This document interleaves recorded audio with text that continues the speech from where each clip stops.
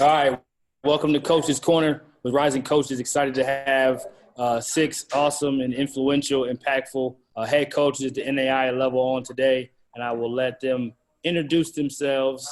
We're going to do a do-over for the starting lineup. We had some technical difficulties, starting with the lead guard, Larry Cordero.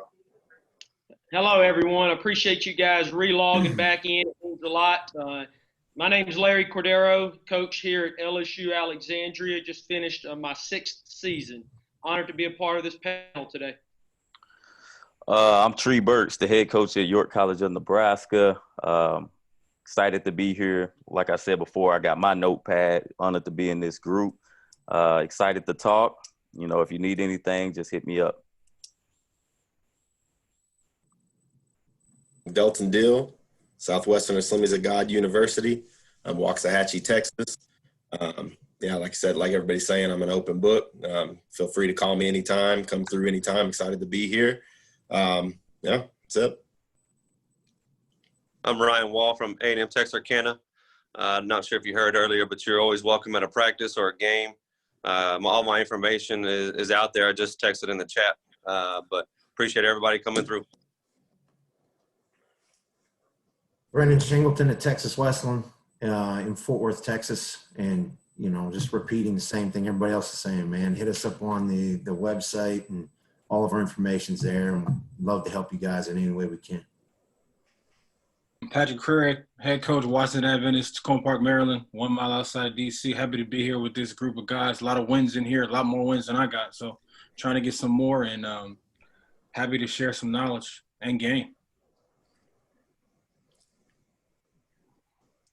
Awesome. So we were saying before, as we get kind of kickback started, how many of you guys already know each other, played against each other, recruited against each other? I know everybody in here, so all these guys are my buddies, and we're it's about as tight a group of guys I know in the NAI, so it's kind of cool. So go ahead, Del. You said you know everybody in this group.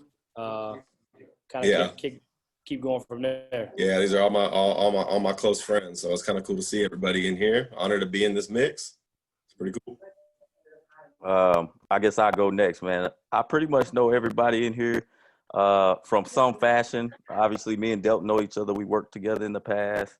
I've talked around Wall. Me and Larry Cordero are from the same neck of the woods. Who we got? PC, met Patrick Curry about 5 years ago at the national tournament. Coach Shingleton, I've been texting with him, talking to him. So, I mean, and Brian Burton, you the man. So I know pretty much everybody in here. Or from that. Really know all these guys on here, Brian, but two in particular. You know, Brennan Shingleton played at Southeastern Louisiana, school where I came from before here at LSUA. I've known him for a long, long time. And, of course, Ryan Wall welcomed me to Red River Play, our very first game on the road. He popped us by 23, so I always remember that. Yeah, Larry been beating me since. I know Coach Shingleton, we used to be in our league. I know Delton Dill and TB from York College from way back, and I'm getting familiar with Carter. So, you know, we all compete against each other or been on the road to saw each other, so it's a good group of dudes. I know of pretty much almost everybody in the group. I know of them. Personally, I know Delton and Trey. They beat me in the playoffs by 1 point when I was in control of the whole game. And the guy had 40 points and 20 rebounds. And I would have another ring on my profile pic if it wasn't for that. So I'm still a little bitter at that. That was only 2016. But yeah, man, I'm looking forward to meeting everybody. NAI very small, man, in terms of just a coaching network, and I believe that it's a network of coaches that truly look out for each other. We don't have, in my experience, we don't have the climbing on each other's backs trying to get to the top mentality. It's really a brotherhood and a partnership. Everybody's trying to work together. Mm-hmm. Yeah, tell us real quick. That's great, fellas. Tell us real quick. Just go through each guy. Just give us a couple, 2 or 3 minutes, or just tell us a little bit of background on your program, where you are, maybe some of your success stories if you want to share, and then we'll just kind of pass the mic before we get started on what is NAI. Well, I'll start then. Texas Westlands in downtown Fort Worth. This is be my 19th season associated with Texas Westland. It's the only coaching job I've ever had. I was a student assistant and a grad assistant for a minute at Southeastern, but before that, just was in my own world, and got into coaching. But we're very fortunate to have a stable background at Texas Westland, and it's in a great city, I feel like, and the NAI provides us an opportunity to play at the highest level, and that's a great thing as well. So, we've all had great players and great assistants and coaches that have helped us come along the way, and other team or coaches that have helped us get players and all that stuff. So I'm fortunate to be on this panel just to be recognized with these guys, because I'm not sure that I have a winning record against anybody in here. And it's not something that I count on. I just love the wholesome competition that these guys provide. And more importantly, the platform that NAI provides us to have more than just the ball bouncing and all the things that go along with that. We can actually host a variety of ways of living to provide coaching and stuff like that. So that's where I'm at. Look forward to hearing everybody else. Larry Cordero here at LSU Alexandria. We are in the middle of the state right here. Back in 2014, we started basketball, and we just finished our 6th season, and it's really been a fun ride. It's been my first opportunity to be a head coach. Again, like I said, it's a unique opportunity. I was new to NAI. I'd been a Division I assistant coach in the Southland Conference for the previous 10 years. And for me to be a head coach was new, and jumping into the NAI was new. And been having fun recruiting a lot of Louisiana players. Been blessed to have some good young assistant coaches that have all gone on and kind of done their own thing too. So it's developed a little bit of a coaching tree. Now we've got, current professional players playing that's come from here. So it's just, been really a blessing to start something from scratch and to be lucky and be successful at it. Elton Deal, Southwestern Assemblies of God, like I said a minute ago. I've been here this is going into my 4th year now. I'll tell you a little bit about us. We're a faith-based institution, Waxahachie, Texas, which is just south of Dallas, pretty much a Dallas suburb, right here outside of town, not far away from Texas Wesleyan over there. We're in the same area, same conference, played each other too many times. But I'm really blessed to my whole journey has been a little bit weird in my coaching career. Got some jobs in strange ways. It started when I was a young buck, coaching at a private high school, moved my way up and worked my way down here to Southwestern. So I love it here. It's a good place. We try to play fast and win games, and our conference is brutal, but we got some good things happening, and I'm really proud of it and excited to meet all the rest of y'all as well. I guess I'll jump in here. I'm Tree Burks, like I said, at York College of Nebraska. Started my career pretty much here as a player. This is home for me. I treat it like a blue blood. This is my place. I take have a lot of pride in it. I started as a part-time assistant, which is crazy that I'm on this panel with Delton. I worked for Delton for a long time, and I actually played for him. So been at York for about 10 years. Like I said, part-time assistant for when I first started at 22 years old. Went back home to be a GA at Northwestern State in the Southland Conference. Shout out to Coach Mike and Jeff Moore. Then I had the chance to come back to York on a full-time as the associate head coach. Had some success there. And as Delton moved on, I've been the head coach for going on my 4th year. So we like to play fast as well. We press 94 feet of purpose. That's kind of what we do. And I'm just excited to hear from these guys, man. I'm the young buck on here, so. Patrick Crary, I've been here for Washington Adventist University in Maryland. I've been here for 10 years. Quite the journey. And I started crazy. I always tell people I coached for free for 7 years. So $1,500 for 7 years coaching. So I always tell people, if you really love it, you're gonna do it for free. And so, I went to college in California and I came back home, had an opportunity to come to Washington Adventist after I did some work in high school, AAU, assistant coach at my previous Division III college. And it's been a great journey. And I feel like every year I learn something new. And the biggest thing for me right now is learning growth and just learning from my experiences and others and trying to make sure I'm a better man and a better coach each year.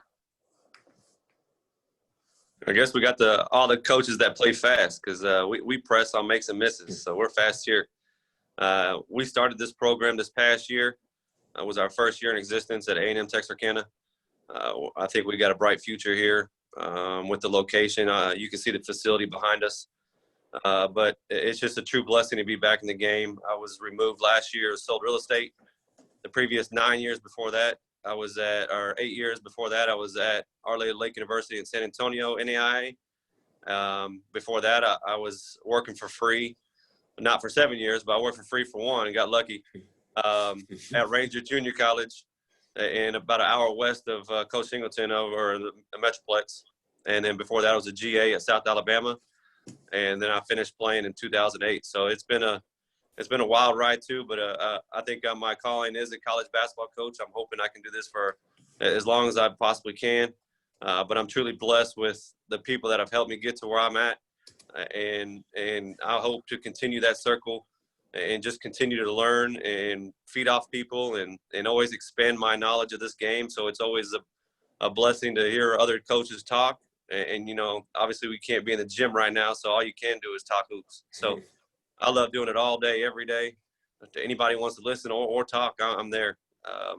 But I appreciate Burton and Rising Coaches, all them for allowing me to speak. But that's kind of where we got going. So give us a little bit, fellas, kind of one at a time, just in your own words, just kind of tell us a little bit about what NAI is.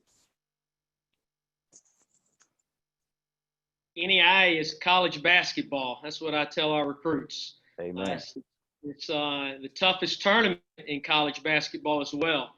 It's really a mixture of all levels. If you think about it, it's got D2 in there. It's got some D1 guys, junior college, high school. So it's just a combination of all levels, and I think it's a really high-level quality for sure.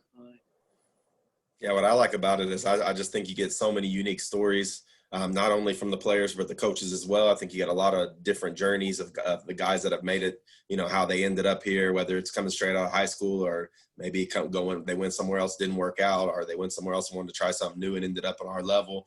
But, once you get here and you're playing, you realize, I know at least for us, every single time somebody shows up, they realize real quick that it's not, it's real. It's the real deal. And you got to come and you got to bring in, you got to play, and you got so many great coaches recruiting great players. So the level of play is just really high, and I think you get a lot of passionate people that are really trying to prove themselves here, and that's kind of what makes it fun. And like Larry said, the tournament is one of a kind. There's nothing like it. Oh, hands down, coolest one. NAI, go ahead. Go ahead, Coach. NAI, just like NCAA, is an athletic governing body, and so we have our own, set of rules, our own set of teams outside of NCAA. A lot of things are different just in terms of, our scholarship situation when you go different from the different levels. And, it's a hybrid of basketball. The transfer rules are a little different, and it's a wonderful thing. It's tough though. I tell everybody from the get-go, if you can't go to your local Division I or high Division II, do not expect to come to us and ever play.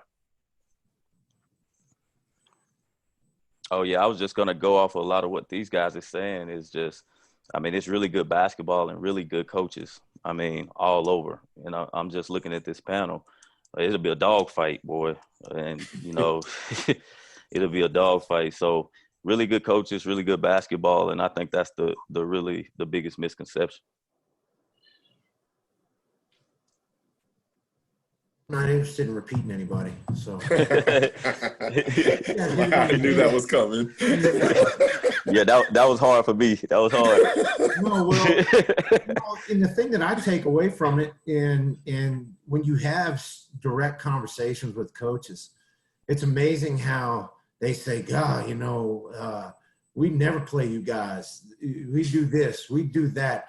But then, it's always kind of a high eyebrow or something when you say NAI.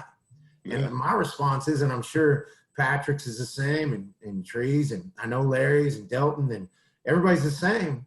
Well, just play us, you know, and if it's that big of a deal, just play us. And so I think the prideful thing that I take away from that, and it's kind of the way I've always almost felt like I've lived my life, is I think it's, you find a unique kid that invests in a small school and really challenges himself to be something other than a brand, which might be on the front of a jersey or the gym that they play in or the university that gets advertised. And so for me, I think what I've always enjoyed about the NAI is it allows us to really get to the root of what a kid needs and wants.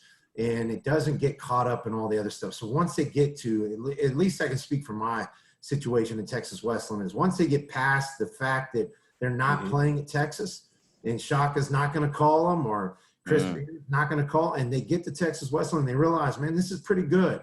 I can work hard and I can do all these certain things and become the player and the student that I need to be and want to be and should be.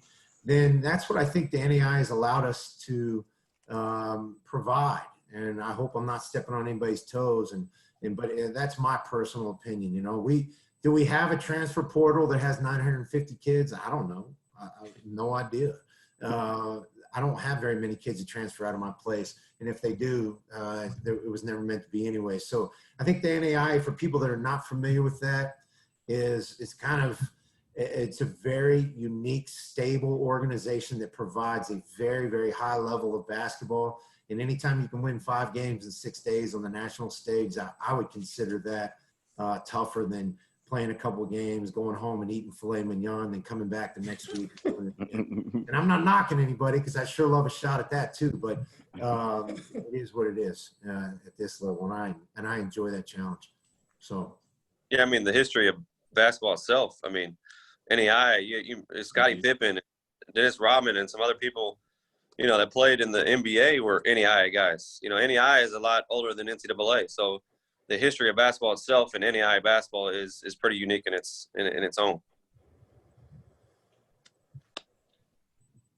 So Brendan, we'll start with you. I know you've been there, I believe 8 seasons as a head coach, 10 seasons as an assistant. I believe you played there too. Is that correct, Coach? No, I did not. Okay. No. I probably couldn't have, to be honest.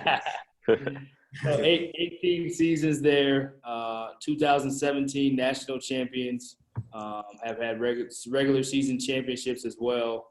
What would you tell a recruit or someone about your program or about you as a coach? And then we'll go down the line and pass the mic.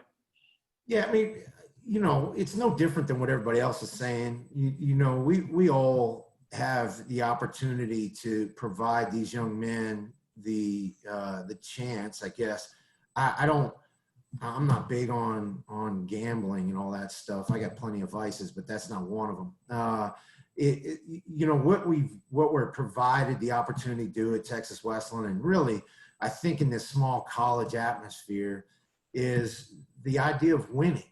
You know, in winning at the highest level provided, not hoping to get into. And again, I'm not knocking anything, but not hoping to get into a tournament and call that postseason play.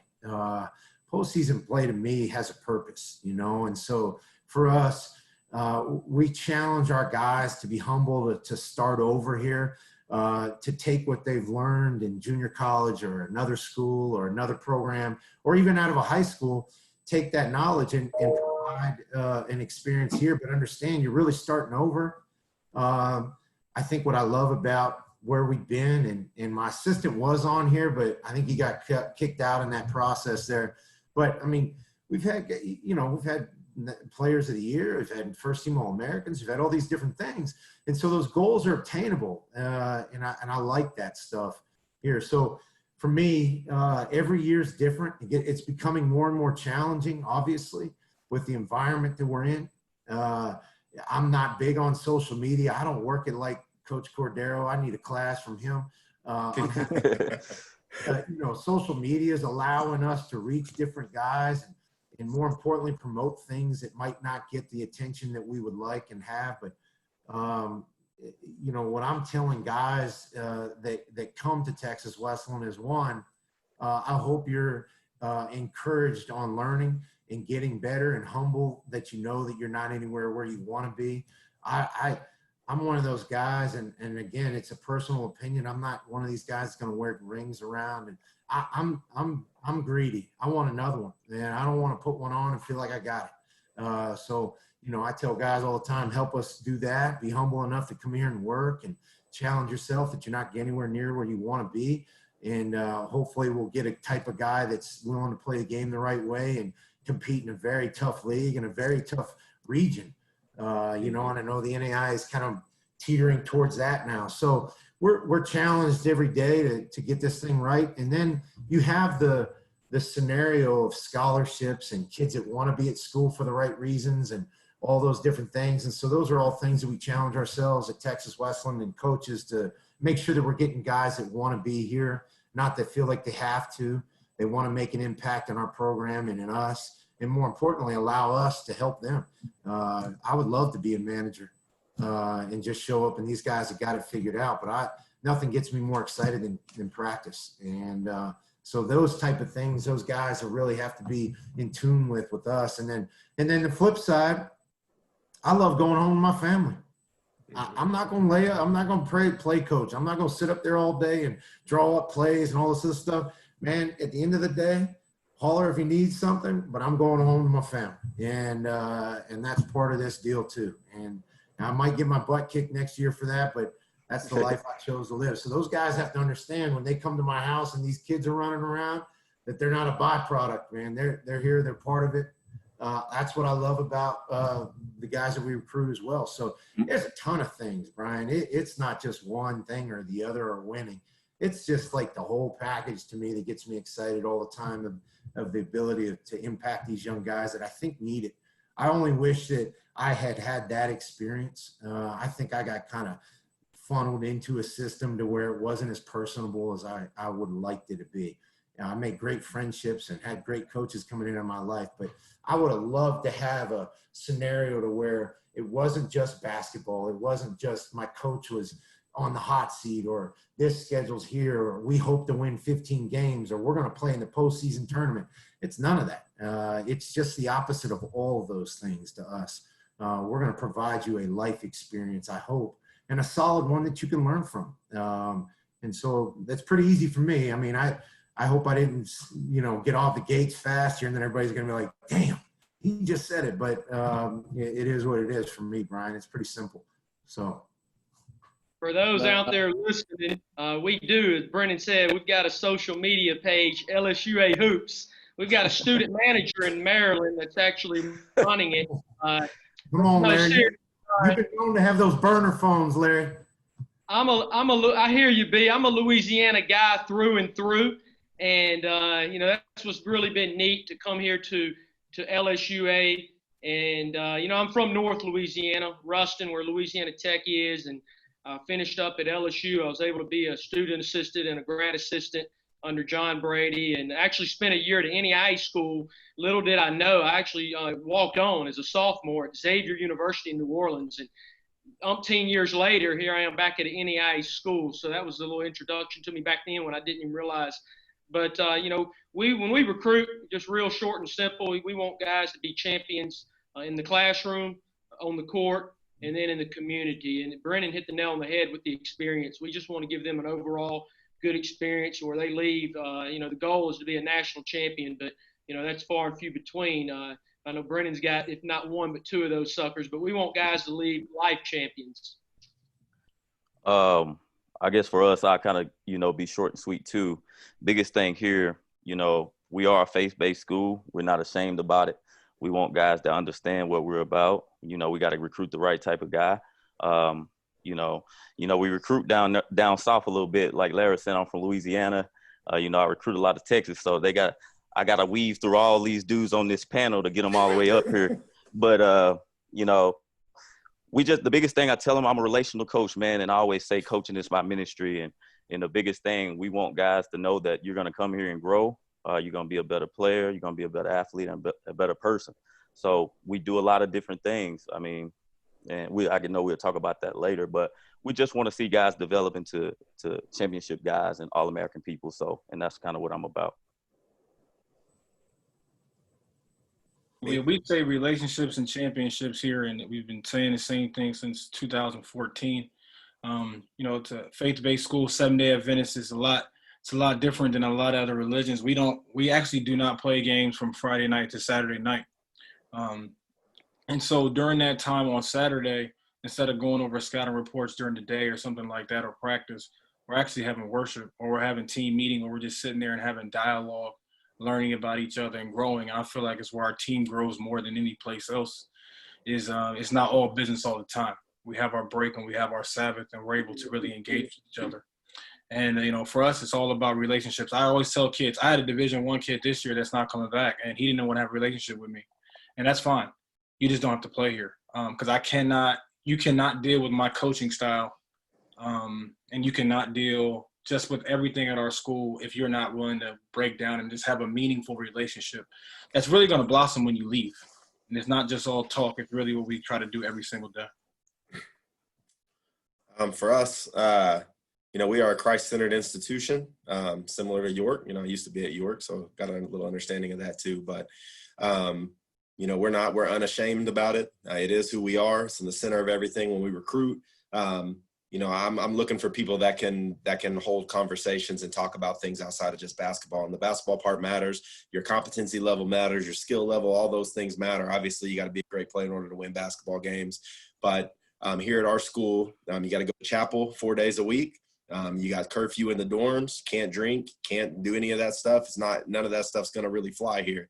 And, and not really ashamed that that's the way it is. It's who we are. It's in our DNA. It's who I am as a person, as a coach. This is kind of who we want to be. So when I'm having conversation, when we're recruiting, I want to be able to at least know that you are open and receptive and willing, and do you have a relationship with the Lord and things like that first and foremost, and will you grow our culture and help who we want to be? And I know culture is a super buzzword in the coaching community. I know everybody says it all the time. It's kind of the way things are these days, but we have like a twofold thing that we say. And the first part is about yourself, and it's character plus competency equals consistency. It's you put those two things together, you'll be a consistent man. That takes care of you.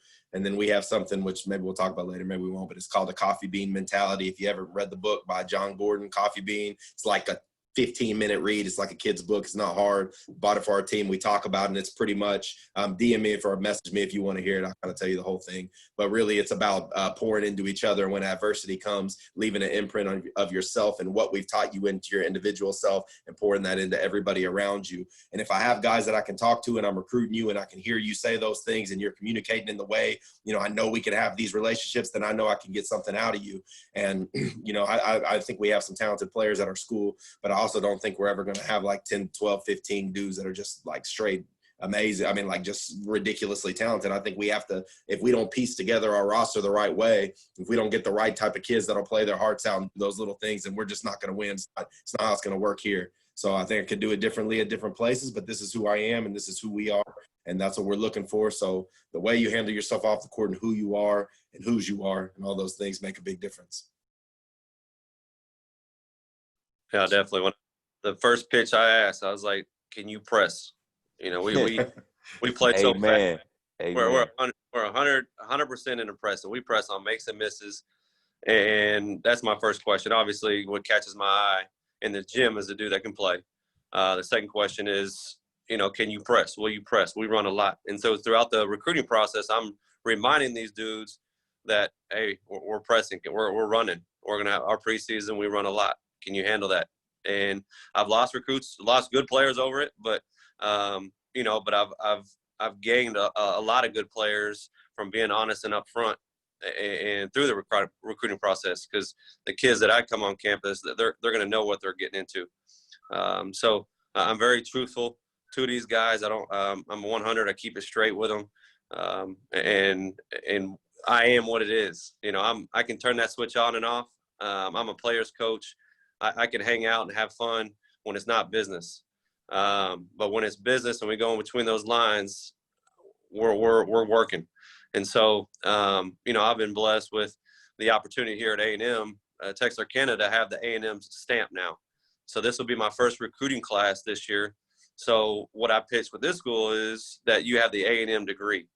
It doesn't matter if it's Texarkana, Commerce, College Station. You have an A&M platform to use to navigate through your professional career if basketball, ever stops dropping for you. It's a definitely a blessing to have the A&M stamp on our university and kind of what we stand for. And through that whole process, that's what we're pitching. Hey, Wall, me and you, we need to have a talk sometime this week. Exchange some notes, man. Exchange some notes. Let's get into everybody's kind of journey, man. Let's, if you can, in 2 or 3 minutes, how would you say you ended up as the head coach of your university? So obviously, there's different people from different levels on this call. There may be head coaches, there may be players, there may be younger coaches, whoever it may be. But how did you get, in a short, kind of concise story, how did you get to where you are, and what places were you before? I know Tree, you were a GA at a Division I. I know Larry, you were a Division I assistant. Ryan, you were a Division I player and a good one at TCU, and came up through the junior college route. Brennan, we kind of talked about you being a long-time assistant there, and then Delton, we know you were a head coach somewhere else, and then Patrick, you're an AD as well. So just talk a little bit about, if you don't mind, tell us a little bit, 2 or 3 minutes about how you ended up where you are. Yeah, so I finished in 2008 at TCU, like B said. And that's when I got to know B when I was at Ranger a couple years later. But my dad's actually on this call, so sorry, Pops. But at first, he was pushing it so hard on me to be a basketball coach, and because that's what he grew up doing his whole career, and had a great one. He's over, I might be wrong, 700 wins. You can correct me if I'm wrong, but coaching for 50-something years. So he's had a blessed life and career in college in Texas hoops at all levels, D1, high school, all of it. So in 2008, when I finished at TCU, I got my master's and worked in the business world, because I was like, well, my pops is putting this on me so hard that I'm not going to do it. So I did it for 2 years, got my master's at TCU, went to be a GA in 2010 under Ronnie Arrow at South Alabama. And then since then, I knew I wanted to be where I was at. So my dad's known Ronnie Arrow since the 70s when he coached Van Axel and all them at San Jack. So we had an opportunity of connection. That's how it all started. In this business, in this world, you got to know the right people or have players. And so that's how my career started, was a GA under Ronnie Arrow. And with that relationship, my next stop was Larry Brown at Ranger College. And that's when B was recruiting some of our players, and that's when we kind of grew our relationship. And through the head coach there was Larry Brown. And so with Larry Brown, my dad worked for Larry Brown in 91 at Sam Houston State. So they've known each other for a long time. Again, that's another connection. Who you know gets you there, what you know keeps you there. And so after my year at Ranger Junior College, I took my job down in Olu in San Antonio as an assistant coach. It just happened to work out that my wife was from San Antonio. And so that was just a perfect opportunity for me. I took it. And that was a connection with my high school coach and some other coaches that connected us. Again, knowing the right people. Got the head job the second year, was there for 6 years. And now I'm here today as the associate athletic director and head coach at A&M Texarkana. And it's all through, I played basketball at a high level, but it's all about connections and treating people right and expanding your knowledge and always wanting to learn. So once you're through and learning, I would say get out of this business. There's just so much to learn that you can learn from anybody. And I always tell everybody, I mean, the high school coaches are the best coaches in America because they have to adjust every year. They don't get to pick and choose their players. So that's what high school coaches, have up on me is their knowledge in the sport. I mean, you can learn from anybody, even on the girls' side. I saw there's some women coaches on here. Some of my good friends that I bounce ideas off of are from the women's side. So it's just a different perspective on thinking and style of play. I mean, you have so many every year you have so many personalities. So the more you know, the better it is. Not the easier it is, but the more opportunity you probably have a better chance of coaching these young men or young women. So, but that's my 2 cents and connection and having players and working hard and being loyal to where I'm at today.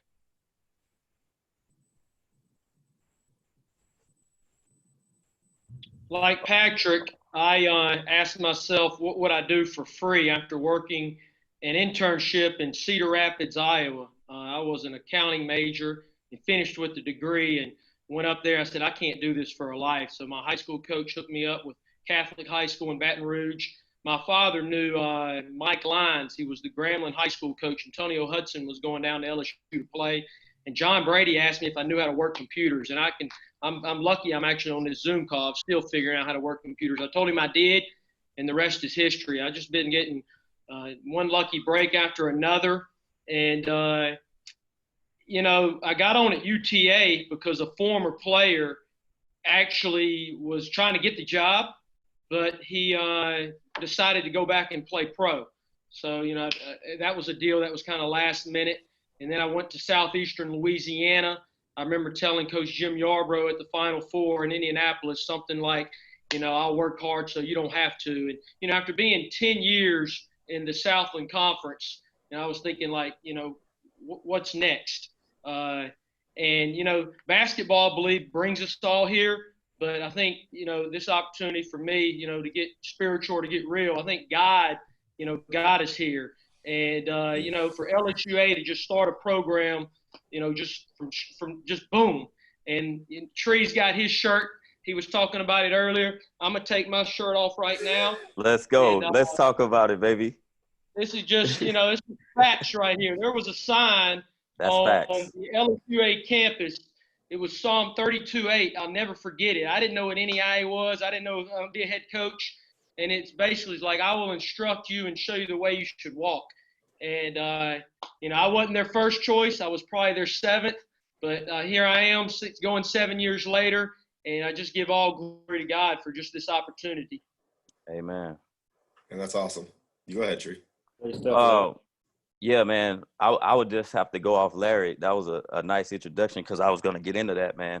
You know, I'm 30 years old, and a lot of times I walk out my house and I'm looking around like, you know, this is all God. You did this. Because my journey has been dark at times, but I kept faith, and now that I'm here. So I started off, and I'll be brief, Brian, because I know how it is. I was a player, man, at East Texas Baptist, a D3 school. You know, I feel like God was leading me into that, you know, Christian education and everything. And at that time, I tore my ACL. So I reached out, and I'm reaching out to all these different schools just for opportunity. And the current coach at the time, Brandon Tatum, at York College, gave me an opportunity, you know, and like I said, sometimes God disguises your pain for his glory a little bit. And, you know, everything worked out. I played there and Delton ended up being the coach a year or two after that, played there. And I knew I wanted to coach. I knew I wanted to coach for a long time. You know, I did that part-time, started when I was 22 years old. I was still student teaching in school when I started my career. So I did that.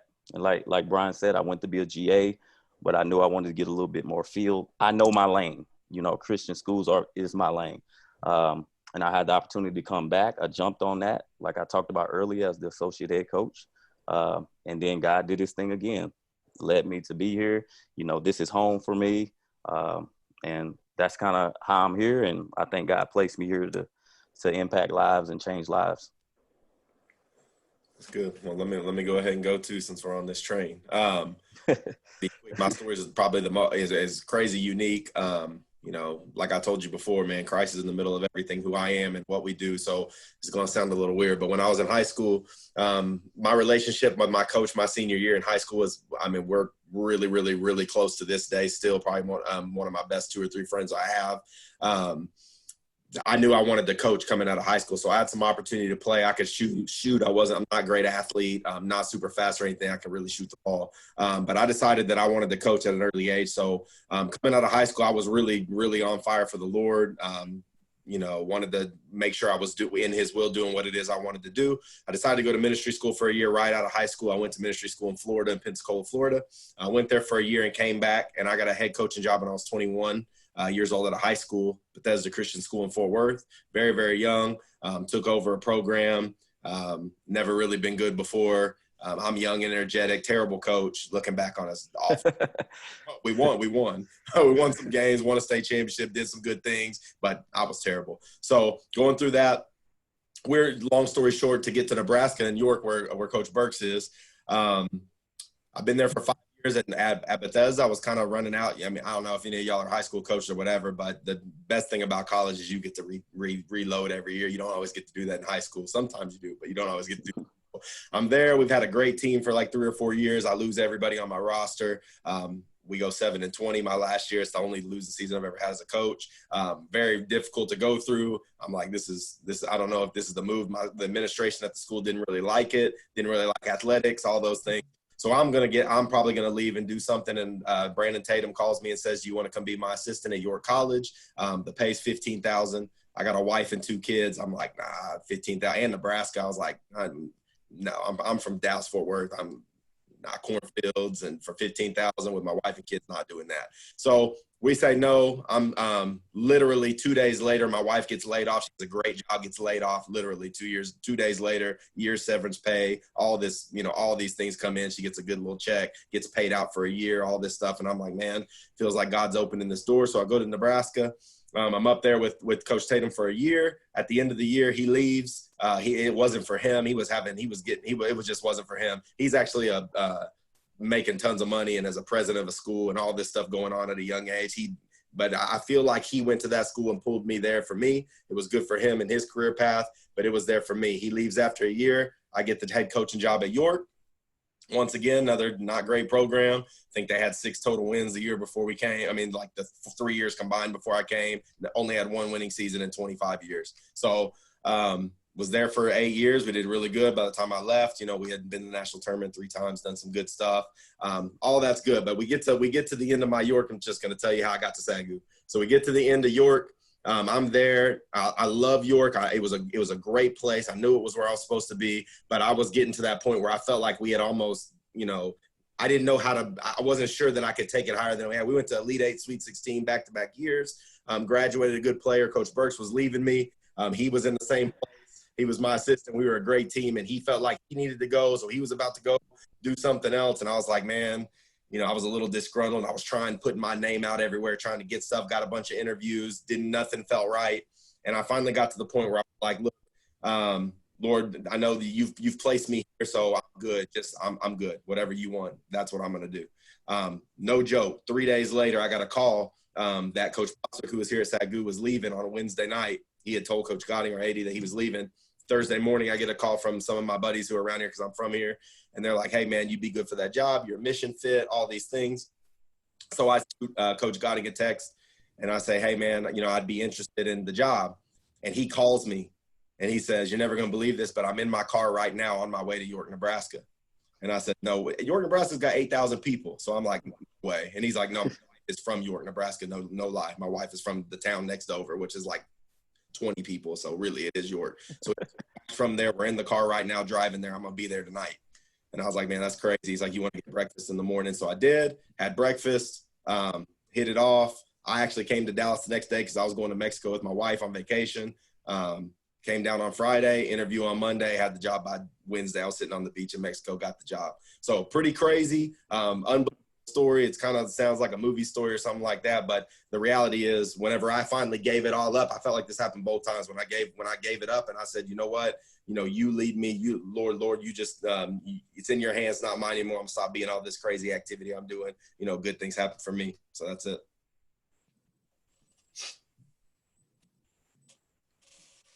Patrick, I think you're up next. On the last one? Okay, yeah. So I'm just thinking about Delton being on the beach and getting a phone call. I'm jealous right now. Wow, I ain't gonna lie, it was nice. He's sitting in the wrong Mexico. And me in Mexico.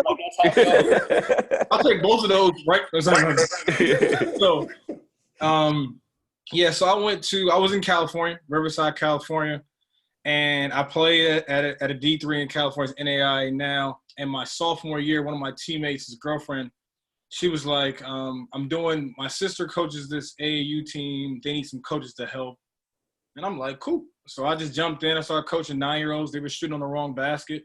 But I kept coaching, and I kept moving up levels. And by the time I was done playing, I was coaching the 17s.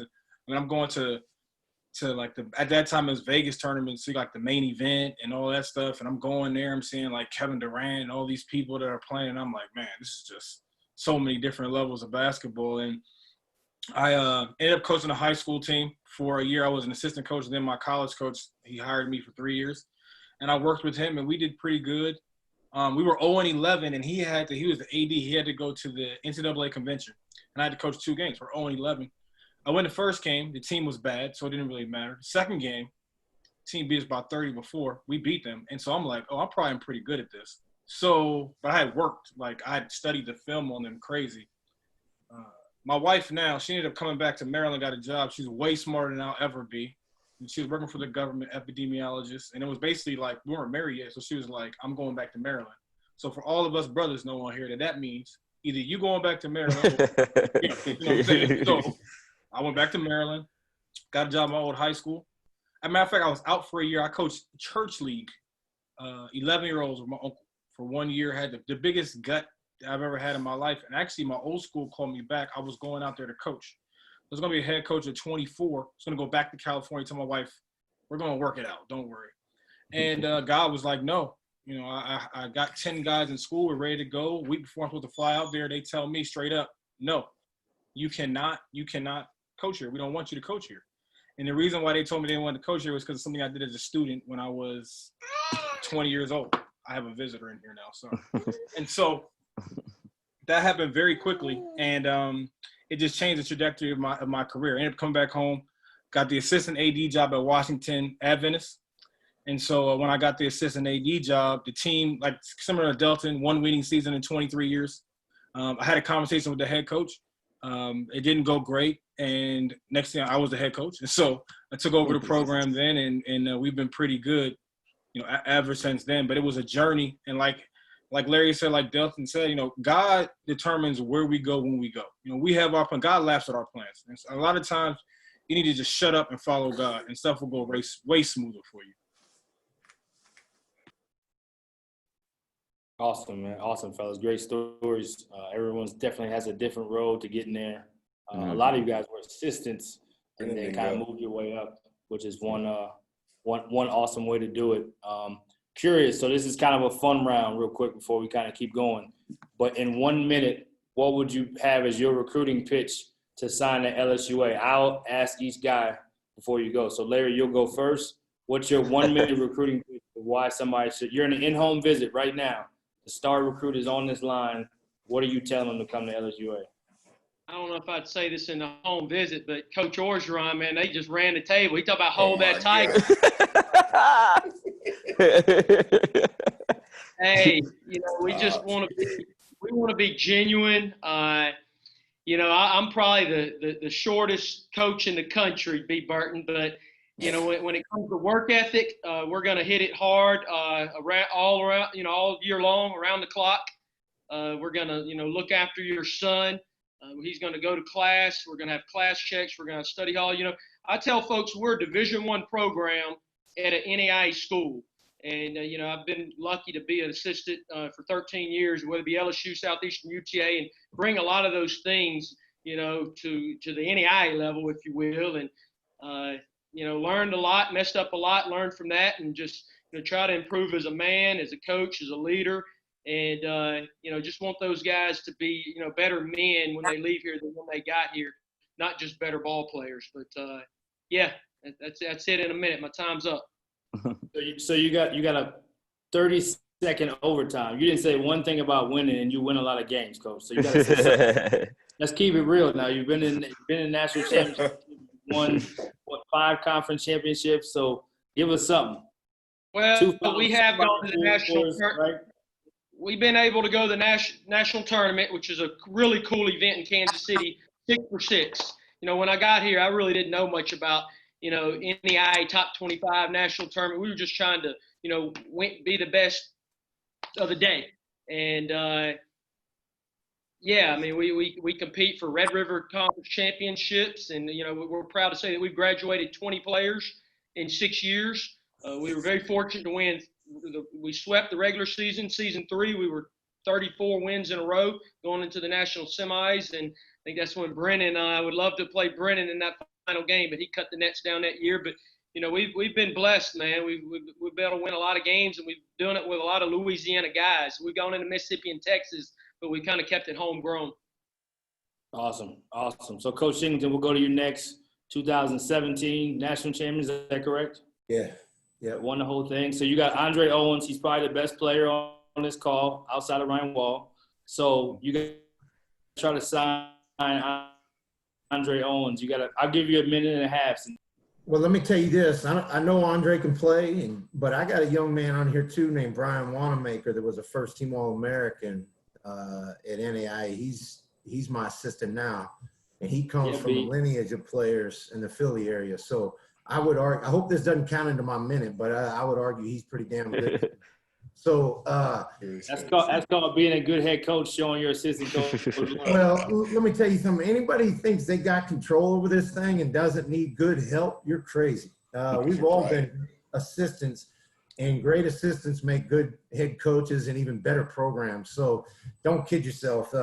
If I spend enough time with basketball, I might be pretty good at it. I seem to spend a lot more time with the other 22 hours of the day of fundraising and scheduling and administrative stuff. I wish I could spend more time basketball wise, but that's not the case. So great assistants equal this deal out.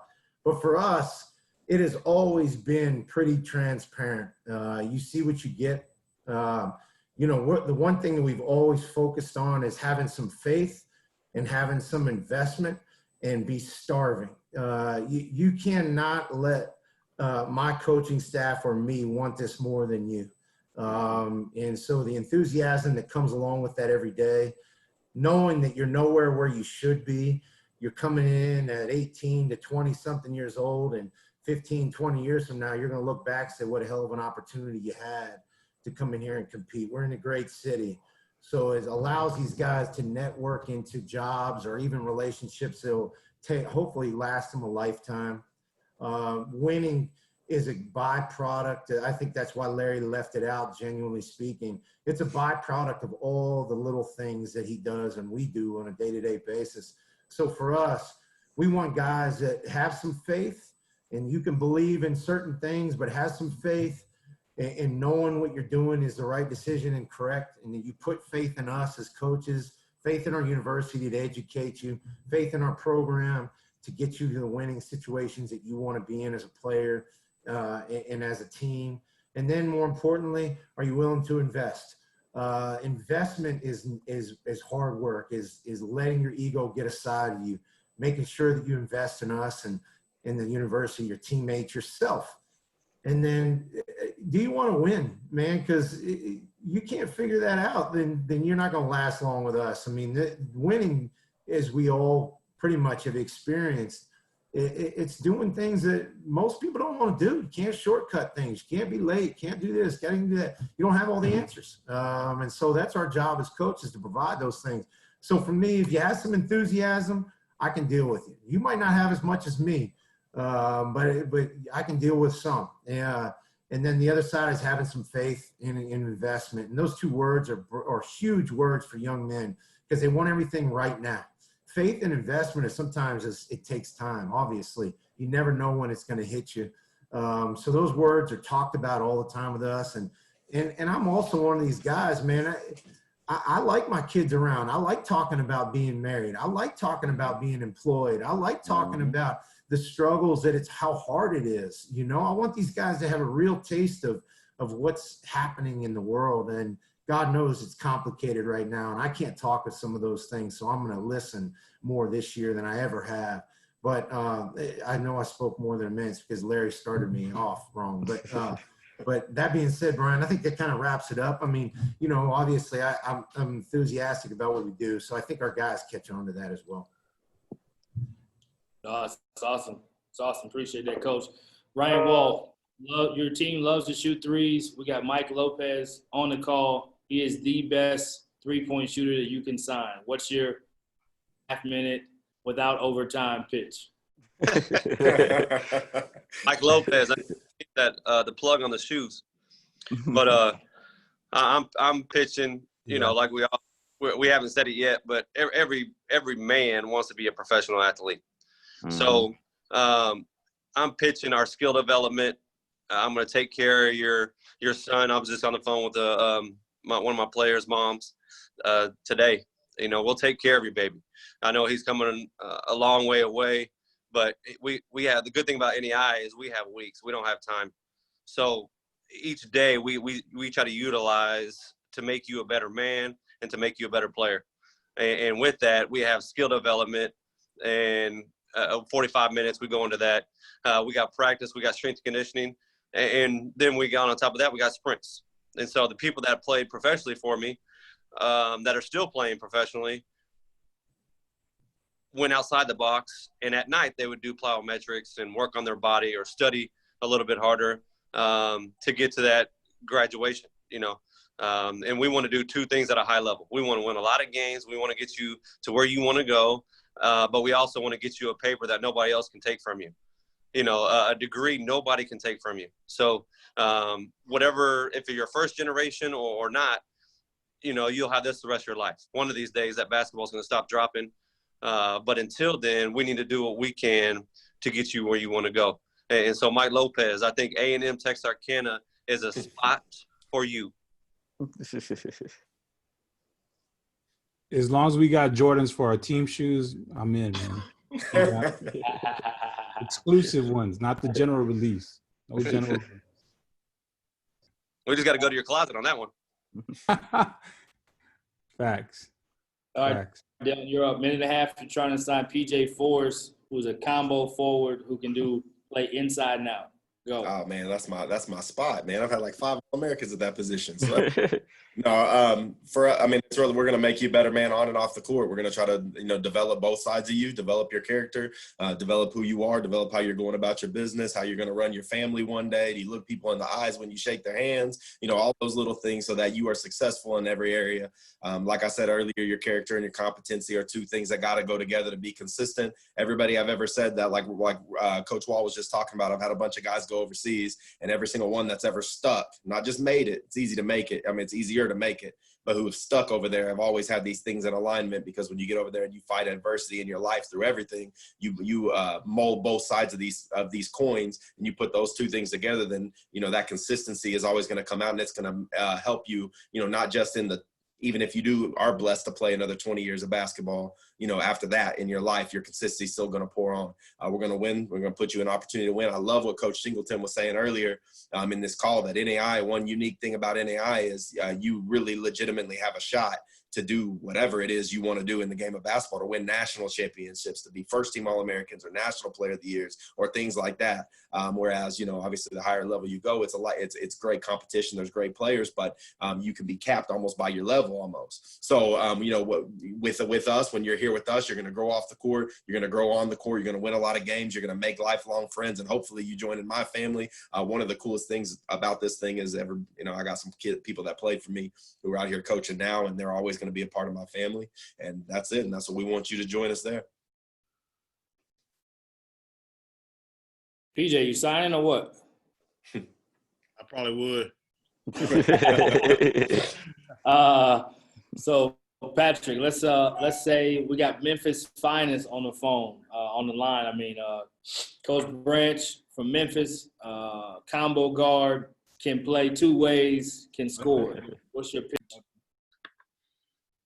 Coach, you said Branch was his name? I want to make sure I get these names right. But yeah, Memphis finest. Memphis. All right. Well, Branch. A lot of people are going to tell you a lot of things, okay? But this all comes down to you and the decisions that you have to make for the goals that you want to move forward on. And I believe that I'm the person to help you make those goals and to help you make the proper decisions on a day-to-day basis for the next 4 years. You're from Memphis. You're a tough kid. You've been through a lot. You've seen the greats of Memphis. You could be Penny Hardaway, but the only thing that matters is how hard you continue to work every single day. I'm about relationships and championships. Let's be honest. Branch, if you were not good, we would not be having this conversation. If I was not good, we'd be having a conversation. Both of us are good. Both of us have to work hard, and we have to do it every day. So why don't we just do it here? Come to DC. I take it to Howard home. Come and have a great time. Win a couple of championships. Be a good 40. Todd and Branch, what's up? Hey, he got me with the Howard. Howard. He got me with the Howard. I got you with the Howard. That's how I get him. I get He him got with me the with Howard. the Howard. Hey, but I got one thing, Coach, before I tell you if I'm signed. How many shots can I get a game? That's the real question. Are you more of a 1 or a 2? That's the question. I'm signed. Hey, if you do, come play for me. We got the ultimate fight. All right, Tree, you up. We got we'll say I don't We know got Dwight, but we're gonna say Dwight holds down the paint, man. A Oh, guy who man. can lead the league, rebounding, block shots. He can do it all in the paint. So you got to sell him. Go. All right, big dog, listen to me. All right. So biggest thing you're going to get, kind of like what PC was saying, man, is people going to tell you a lot of different things. But, you know, we're going to be genuine. I'm a player's coach. We're going to grow you on and off the floor. And once you come here, you're a part of my family. You know, I have the guys over my house. You know, we do day-to-day stuff. We're talking about life. It's more than basketball with me, man. So you're gonna join this family. You're going to grow as a player. We've had a lot of good players come through here. I want to say at York that has a chance to play pro. It's been over like 15 guys. You know, we want to win. We're competitive, play good basketball in a good league. You know, why not come play for somebody that look like you, bro? I can help you navigate through life, get you past basketball, get a career, man, grow a family, and my guys never graduate. You know, I'm always gonna be talking to you, make sure you're good when you become a husband, a father, and we're gonna keep this relationship going. So Coach Dwight, I know y'all both got the beard. Maybe that's what he said about look like you. I know what. He had me when he said he went to ETBU. That's my hometown in Washington, Texas. Hey, let's get it, baby. Dwight ain't getting if you're that big, Dwight staying at home. right down the road, absolutely. So we'll kind of change the gear to get you off the hot seat a little bit, but just what's kind of in a 1 minute, 2 minute max time frame, what would you say are the most things you're proud of on the court and off the court as a head coach so far? Anybody could run with it. Hey, let me go first. I'm most proud of Coach Burks being on here. Things like that. That's it. Oh man. I had 3 or 4. I don't know if they're still on here, but like I said earlier, guys that are coaching that were under me, that played for me or coached with me, and have ran my coaching tree for being I'm not that old, so for being in the short amount of time I've been in college and stuff like that, I think my coaching tree has branched off pretty good. But I'm proud of who they are. I'm proud of the men they're becoming. I'm proud of seeing some of the things I didn't know of how that was going to turn out, be manifest in some of these younger guys. Me being younger, hopefully some of that's from me, but you know, a lot of it's just them, and I'm able to learn from them now, and that makes me extremely proud as a coach, man. Seeing them win is almost as rewarding as me doing it myself. That's it. Brian, I'm gonna piggyback on that just because I think we're all going to talk about that. And if you want to hit why the NAI is so unique, it's because what Delton said is probably what we all live. It's the ability, like I got Brian on here, it's the ability to have a bigger web than just winning and losing games. Mm-hmm. And it's the same thing. I mean, there's just so many great stories that this university has allowed me to be part of, whether it's first generational college graduates or a kid that just never was willing to take a charge. You know, those things. It's just, there's so many great stories, but nothing makes you prouder than, 10 years from now, the guy comes back to you and goes, man, coach, you did say that being married was tough. You did say that this was tough and that the real world gave me these challenges and I didn't know that I had it in you. So, winning is great. And the basketball side of things is what gets you fired up, but nothing hits me harder in the chest knowing that my players that played for us or that play for us currently, that my kids can be around and look at and say, wow, yeah, that's pretty cool. And those kind of things are what really resonates with me. But I don't know that I ever had that life without coaching. So that's a special time. And that's what this place provides me. And those are the memories. So. Awesome. Larry, you got to unmute. My bad. Go ahead, Ron. Can you hear me? Yep. Oh, but yeah, I'm just I love it because it's just amazing what a orange round basketball can do in people's lives. It brings us all together, especially the stuff's going on right now. I think sports helps us unite and stick together. But it's amazing because I've had a lot of troubled kids in my past that I've coached that at a basketball, if they didn't have a basketball, I don't know if they would have got where they're at. Now they're very successful because of what the key of a basketball can do.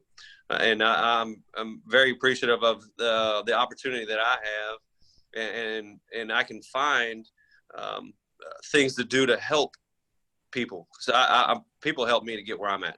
So, my goal in life is to help you get where you're at or where you want to go.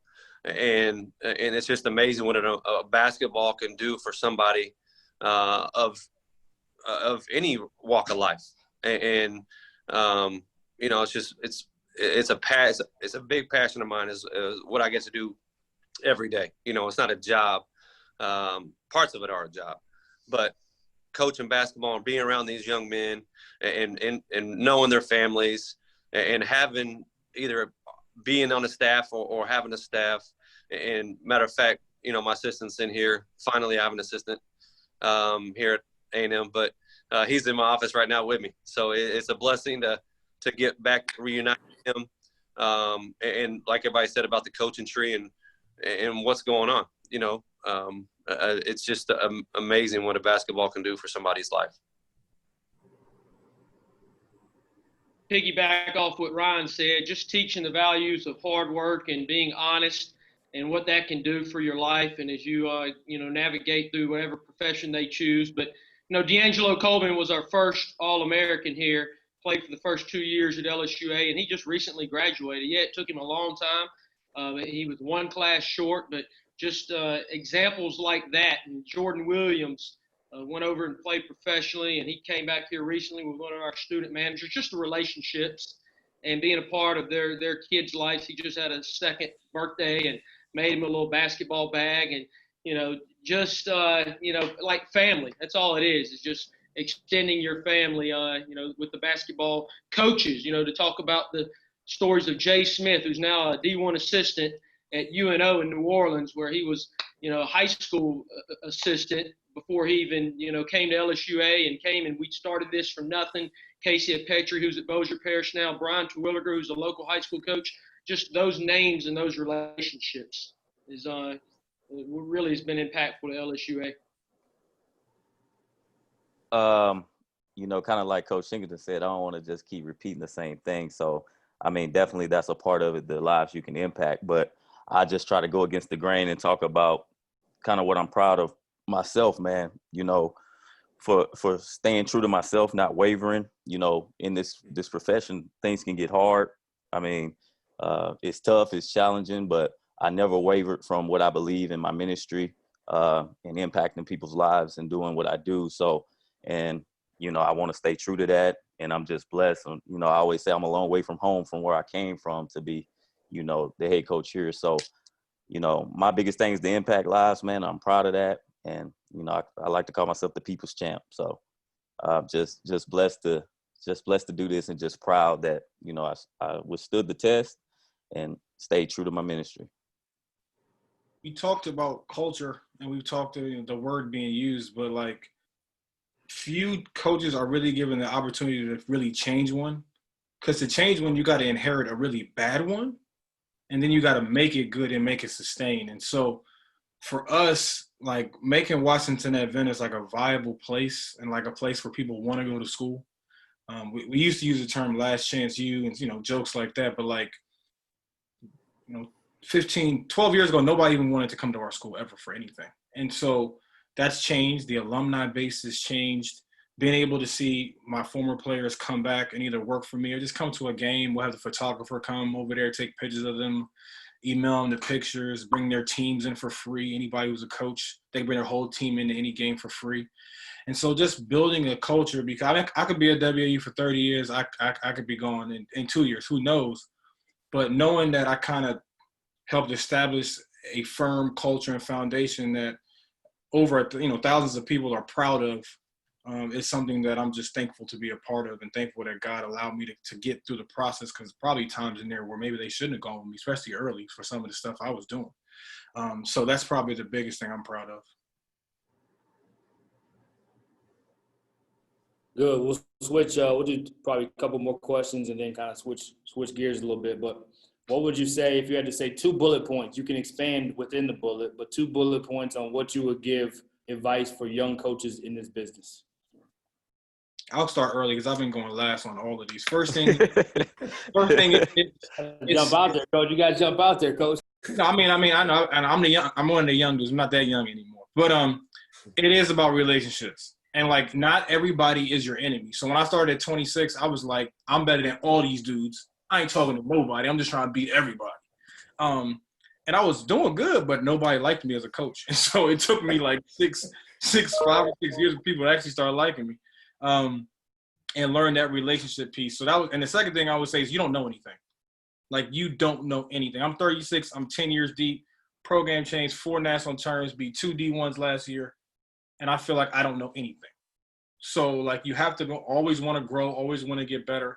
And then you have to be able to want to establish relationships with other coaches. You can't let your competitiveness go over the top in terms of your professionalism.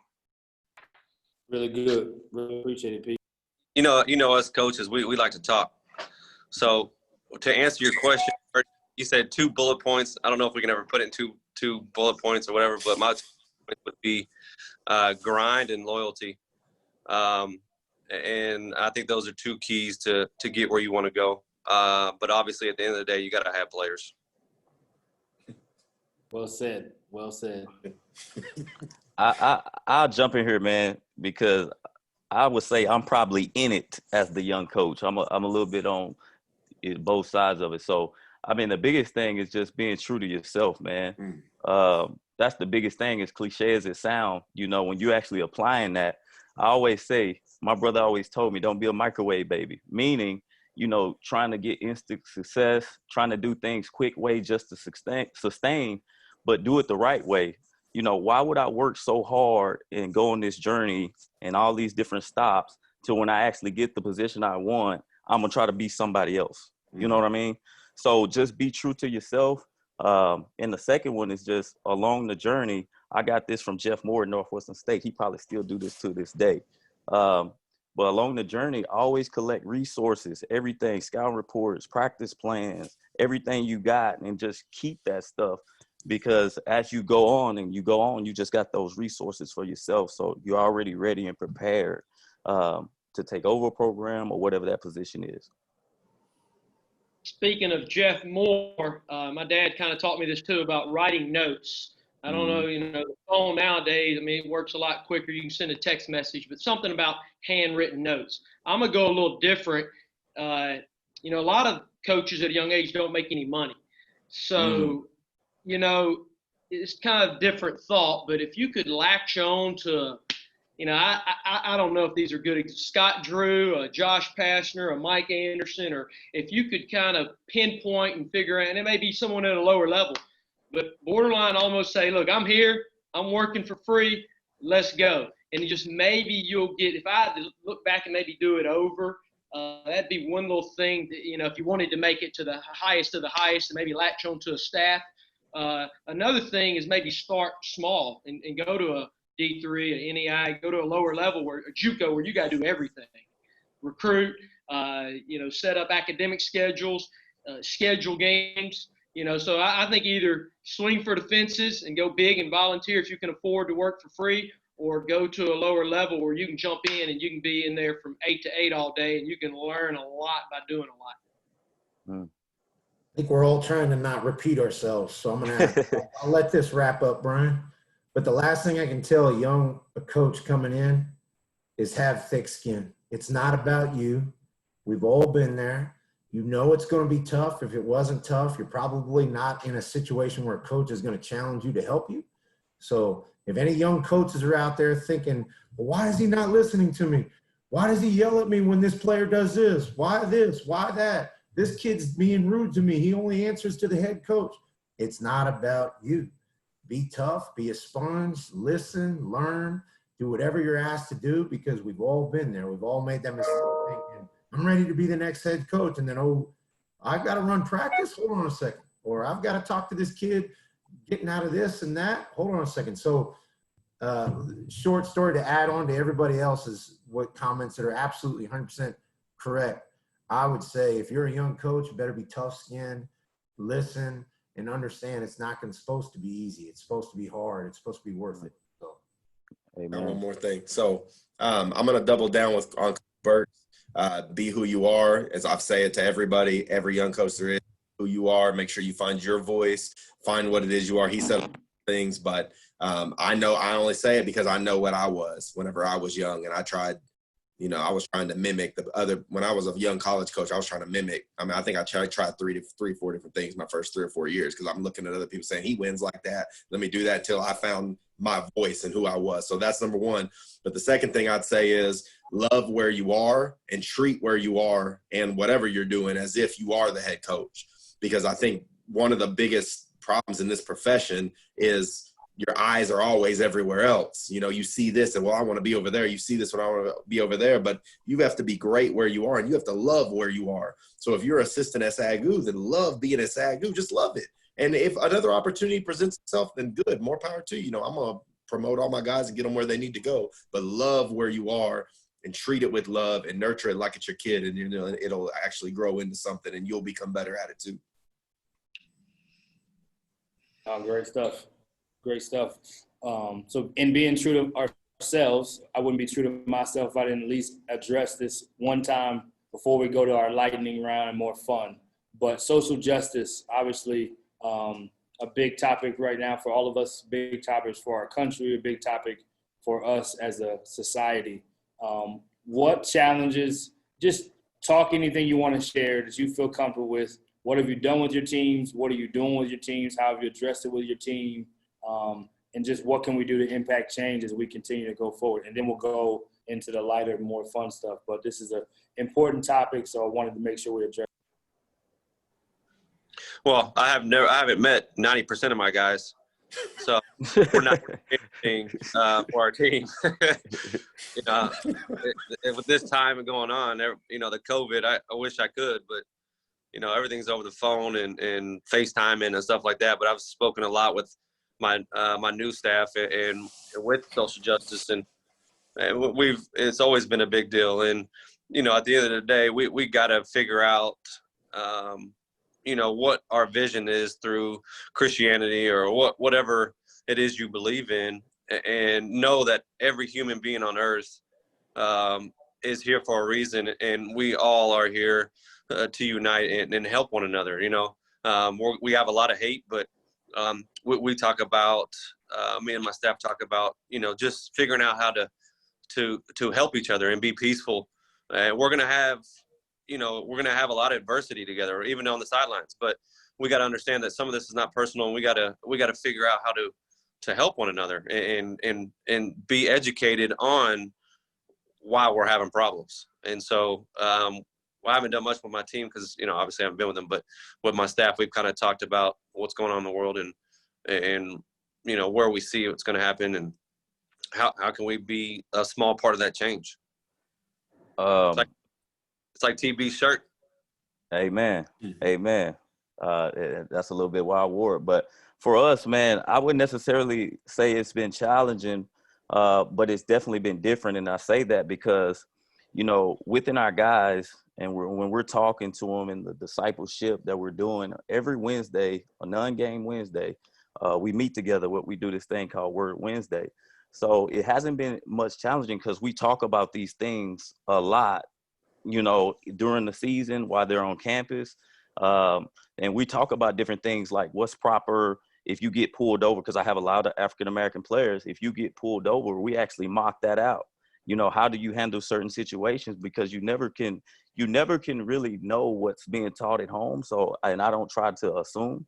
So we do different things like that. We talk about all types of current events. So when this happened, it wasn't like I was running to try to get my guys together. It was kind of more like we meet 2 times a week anyway. So we're going to talk about this now. And I think that's helped us because those meetings we take away from basketball and talk about real life stuff going on in the world.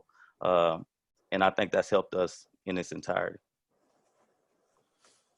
I mean, we've had 2 meetings about it. Well, we've really had one big talk about it. But the biggest thing is I wanted to give them I just wanted to listen, man. I just wanted to listen. I wanted to hear them. I wanted to hear their voice. I think that I've been talking about this ad nauseum, obviously, with all that's going on with a lot of people, but there's real hurt and there's real pain going on. And, you know, the worst thing we can do is be defensive and get abrasive and everybody and all these things. This can go a whole 100 different ways. But with our guys, I've just been talking to them about, you know, I wanted them to have an opportunity to share their heart, you know, how they feel, the reality of the situation of what they saw and what's going on emotionally in their life, and just give them a platform to be able to talk. Because, you know, I feel like in this climate with what's going on, whenever people stop and listen and actually have legitimate conversation, you know, of what can change and how it can change. A lot of this is a heart problem that only God can really deal with, but with the things that we can do without legitimate conversation, which means you listening, hearing, and then responding, and not just getting on your defensiveness, and with racism and all these things and everything that's going on, social injustice, however we want to word it, is a scary word and a scary topic to most people. So these conversations put people on the defense because they don't want to believe that they could have some of this, and this is from anybody, that you could feel a certain type of way about anybody else just because of something else. So I want to make sure that I'm open and I'm receptive and I'm listening, and they have a chance to talk, and they know who I am and they know where we are, and I can stand with them and we can talk and we can have this community together. But without those real conversations, you know, without giving them a platform, and some of my guys stepped up and really spoke and did good, and some of the other guys just kind of wanted to sit back and do whatever. But I think you have to be open to this, and we are having plans moving forward. And I think once we get back on campus, we'll be able to do some major things. And I think this opportunity for all of us, you know, to really make a stand in our profession, especially above anything else, probably because of the demographics of who we coach. So step up and be bold and be different, man. Hey, Burton, we didn't have our Kansas City tournament this year, unfortunately, because of the virus, but the one before last, there's 32 coaches in a room for a meeting. And I leaned over, and my former assistant was one of them, and the other African-American coach was from Tougaloo. And it just kind of hit me then, 12, 13, 14 months ago, like out of 32 coaches, 2 African-American, we didn't talk about it up in Kansas City, but when we got back the following week or month, you know, it's something that, you know, you challenge, or you want to equip your guys. I mean, we bring in speakers from the community. The mayor of Alexandria is an African-American. I think we've got a future mayor in our locker room, 5th-year senior Brandon Ellis. And, you know, you just want to, you know, a shirt's important, a Zoom meeting's important, but really just the walk. And you want to be the example, and walking in the hallways with Mr. Greg or Miss Sharon, custodians, and just how we interact on a daily basis. Our example as leaders and head coaches and assistant coaches, I think we've got to, whether we're out eating on the road or we're in the parking lot getting off the bus, I think we just got to, you know, live it and be genuine with it. And, you know, to me and to most of us, I don't think color, you know, we probably don't think a whole lot about it, but to others, it's like, you know, it really matters. Like, come on, we act like 2, 3-year-olds right here. They act better than us adults sometimes, but, you know, it's just, I don't know the answer. I don't know, you know, I'm like Deal said, you know, I'm all ears, and this is something that I hopefully does not go away. That, you know, I don't know if it'll be the first thing on the first meeting, but, you know, we get back to school, it'll be something that we all talk about, like Wall, some of our players we hadn't met either. It's up to us to make sure it doesn't go away. Definitely. Yeah. I'll jump on first what Larry said about being an NAI coach. And Larry, it's you don't know how much it means to me to hear you say that, because I've been in that room and been that 3-person.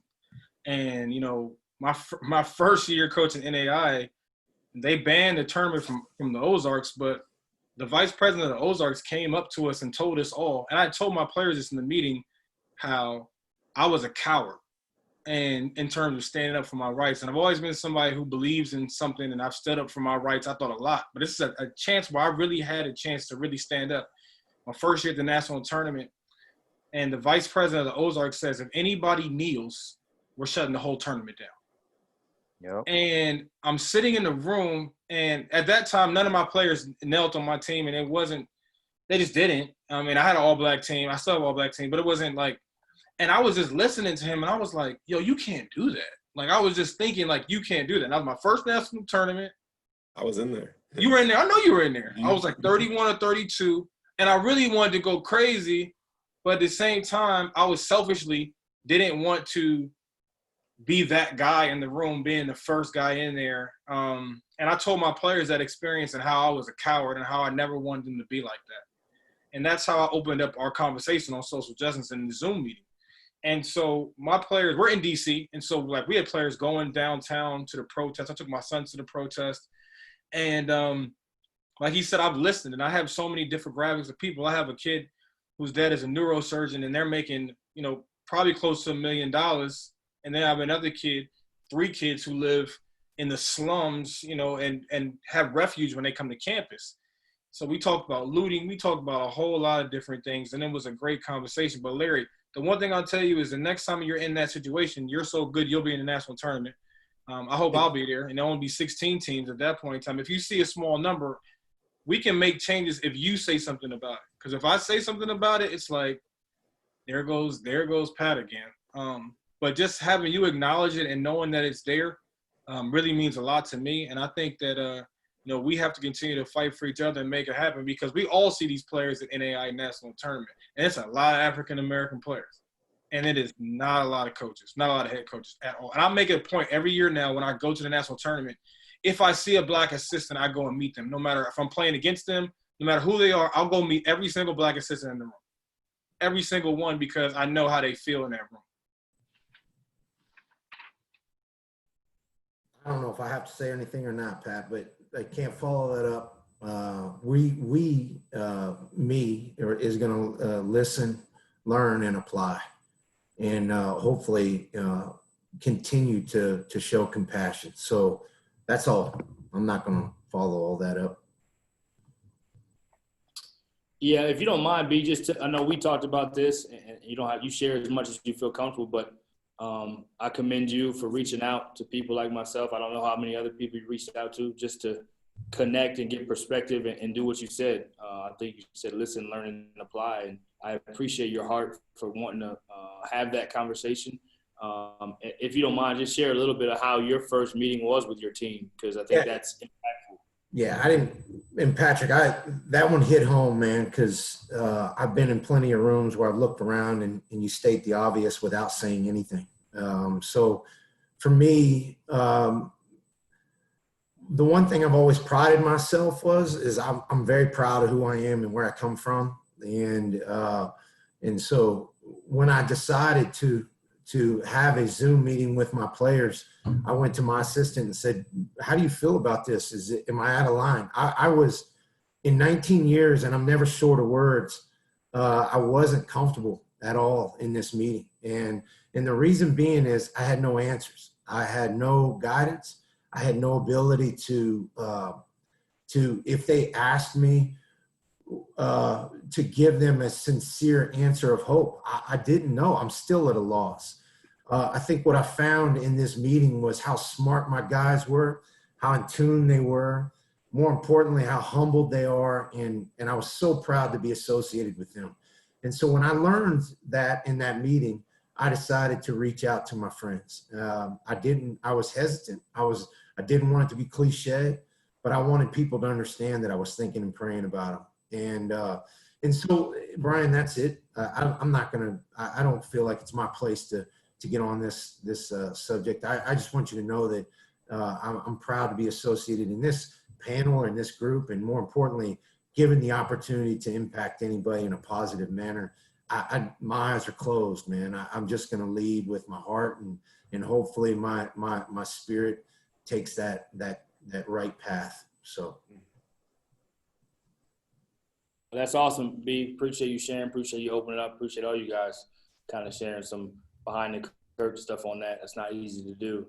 We have one question in the chat. I'll ask you guys. It's pretty straightforward, but has anyone been restricted from addressing the injustice publicly in your position? Just yes or no? Not at all. Hey, we're encouraged. No. No. Good, good, good. I know we'll continue to do all of our part that we can, and like you said, B, and all you guys said, just leading by example, loving our players, and then just being open to listen. B. Yeah. I thought of this driving up here to the office. Like, they're going to cut us some games, and of course the race stuff. And there was another thing. I don't know what it was, but it was, could we maybe play a game and make these funds and donate to a cause? I don't know. Maybe that's not the best idea, but just trying to think about, trying to help out, whether it be financially or something else along with the race thing that I thought we could maybe, donate to help, what we're just, I don't know, just an idea, because, we're getting ready to get cut some games. I know they did some relief games. They did some relief games in the past, Division I. It's a good question. Larry, definitely something worth looking into. So this has been great so far, fellas. Appreciate everything. We're going to kind of lighten it up, go a little faster, a little lightning round, kind of just quick answers going around. First question is, so 10 to 30-second answers is you can, wink, wink. Number one is, are you an offensive-minded coach or defensive-minded coach? Defense. So, Defense. I used to be offense, switch to defense. I'm defense to create easy offense. okay. I'm 51% defense, 49% offense. What do you say, Larry? 51% defense, 49% offense. But I do like a bucket, though. I do like a bucket. I just need dudes. Defense wins championships. Offense gets you on the team. Hilton has been around me. I like defense. I like a charger too. No doubt. Good. That's good. So up 3 with 7 seconds. Foul. On the clock. Are you fouling or not fouling, and why? I'm fouling because Brandon Jenkins hits a 3 in the corner, and I'll get that day and never gonna let that happen again. So. My first year coaching, we lost in overtime because we didn't foul up 3, so we're fouling. I'm case by case, depending on situation, momentum, location, all that. Good. What would make you foul real quick, Coach Wall, and what would make you not foul?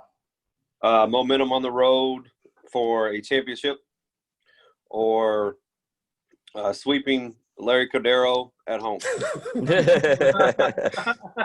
Oh man, I guess I'll foul. The reality is, out of won doing both and lost doing both. So I would probably foul more times than not. But kind of like Wall saying, it depends. If it's 3-4 seconds, I might try to see if we can get a stop. I don't know, man. But I'm probably. I just want to be in control of what happens. I feel like if we lose, it's my fault. For me, it really depends on if, I mean, you got to know your team too. Your team might not be a good free throw shooting team. So you get out there and foul and you jack it up and they come down and hit a shot. I don't know, man. Case by case. Refereeing so bad, you got to foul. That's true. Hey, but they might call intentional or something to make you lose a different way. Gets from half court and gets an and one and goes in, they replay it or some crap. Right. My players think you're supposed to foul whenever you're up by 1. Buzzer. All right, third question. What word, if you had to say one word outside of the word culture, is most important to your program and why? 10 to 30 seconds. Go. Toughness, because that's what we build upon. Awesome. Discipline. Your discipline determines your destiny. Faith over fear. Play the game with no fear, no regard. Accountability. Work ethic. Get it from my pops. One word. Mine is Christ. Hands down. It is what it is. You can say why, Larry, from your dad. That could be your why. Don't let Ryan bully you, man. He's trying to post just speak back. Coach Singleton, why would you say accountability if you don't mind? Everybody's got excuses, man. It's just your job. If you say you're this guy who you say you are, and you want to be patted on the back and retweeted and liked and all this other BS, do your job. If you're the man, be accountable. Do it. Simple. I play for B. I'm trying to play for B right now. He got you on the recruiting pitch. I love it. I love it. If you had to use one word to describe both sides of the floor, one word for offense, one word for defense, what would you use? Toughness, because that's what we're built upon. Mine's the energy. One word for, so offense would be one word, defense would be one word. You can use You want one two for, different words? Unselfishness on offense, energy on defense. good. I'm gonna go mayhem. That's what we built on, baby. That's the brand of basketball. That's both sides, right? That's both sides. Okay. We're gonna pressure the ball and we're gonna play super fast. We're gonna put the pressure on you. Cause man. Ryan's is toughness. Is toughness is it both ways, or is there another word you want to use for offense? No, we have it every. I love it. It's definitely everywhere coming from Ryan.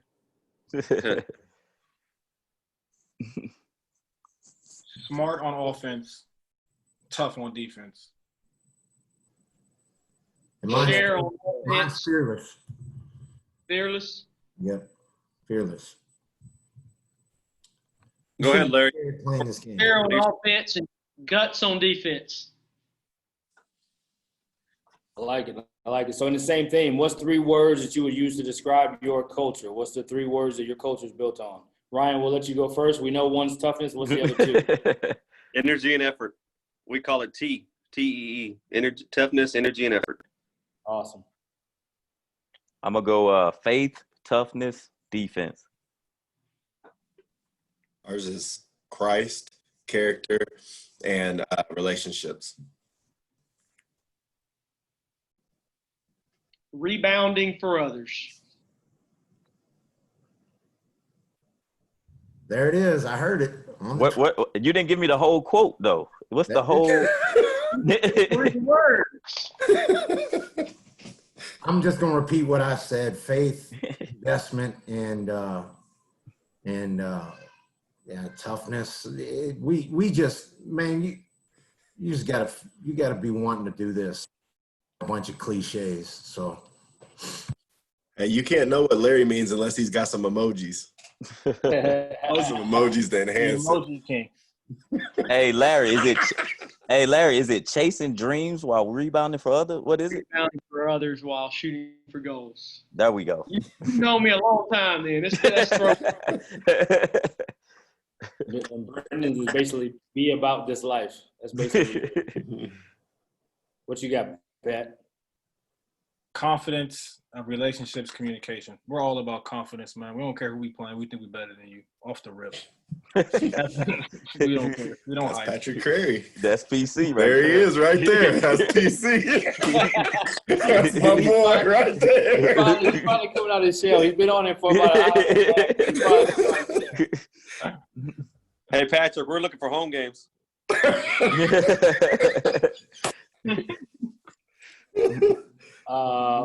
Patrick, I'll start with you. Describe your recruiting philosophy in 30 seconds. How you go about, what are you looking for, just whatever philosophy you have. Best player available, high basketball IQ, versatile, tough, humility. Basketball IQ is huge for me though. And you gotta have some dog, because if you're gonna deal with me on a daily basis, you have to have some dog, because I'm very tough to deal with on an everyday basis. Ask my wife. Great answer. Anybody next? I go. Biggest thing, man, we looking for athleticism, kind of like Ryan Wall, man. We want to press. We got to have dudes that's long and athletic. Got to be tough. Like we talked about, we're a faith-based school. We got to know that you're going to be here. I can't invest in you and you do something crazy and get kicked out of school. Definitely got to be able to run like a deer. I just want guys that are hungry. Mm-hmm. We can have all the words we want, man. If you feel the same way I feel, we're gonna be all right. So hey, talk to enthusiasm, baby. I'm 1/8 of a ton, so I don't need more food, but I want guys that are starving, man. Just want to get it right. That's good, man. I'm gonna piggyback off that, man. We want guys that are 2 feet in always. That's the hardest thing, I think, at our level, especially, is the 1 foot. Yes. All the talent 1 foot in guy that doesn't ever make it through a season, even. I mean, doesn't help at all.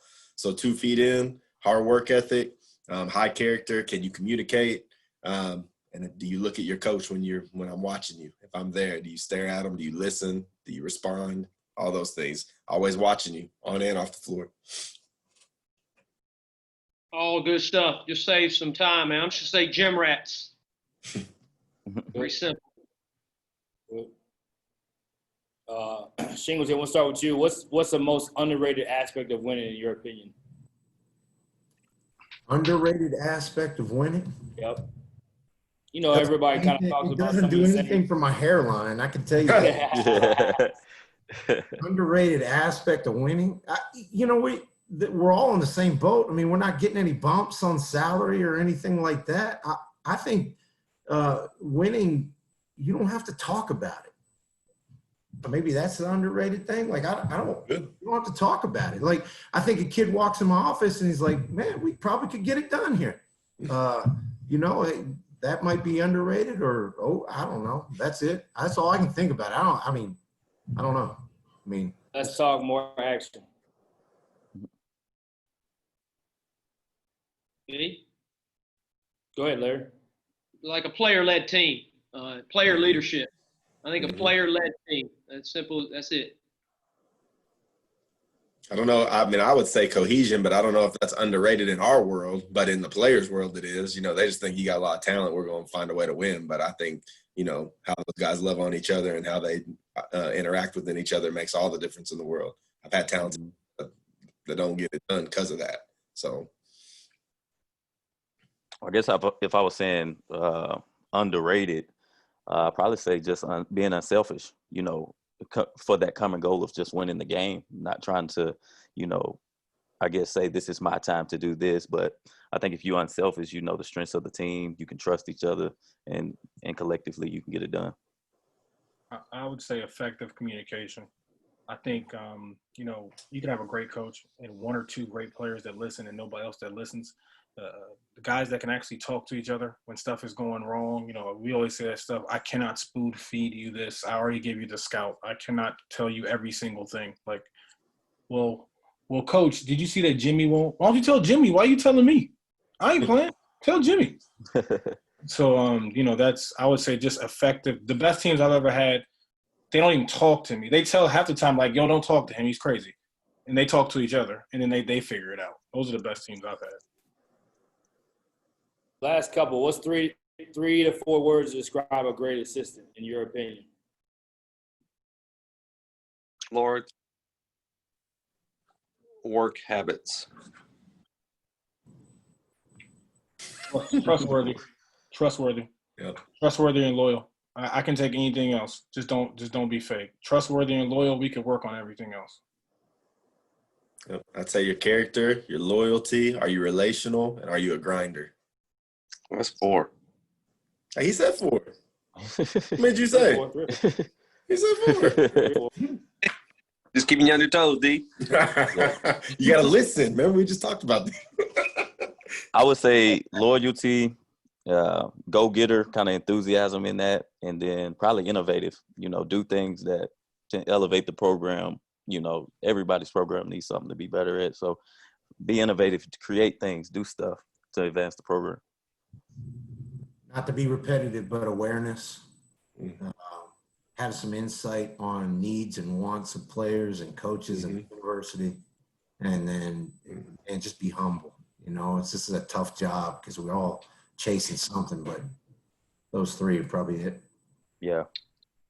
You guys took all the good words. I would just say availability and just connectedness, being connected, whether it be in recruiting or with your guys. All right, this is a debate topic at every barbershop, every garage, every locker room. Who's the greatest player? Who's the greatest player of all time, and why? Michael Jeffrey Jordan. Why? You say why? You don't need to say why. It's Michael Jordan. And it's not just because of 6-0. He can do a little bit of everything if he wants to do it. I know I could get onto this, man. I ain't about to do this. Somebody else. I'll start rolling. Coach Burks knows. I'm going to be different. I'm going to let everybody finish. I'm going to let you go. I'm going to go last.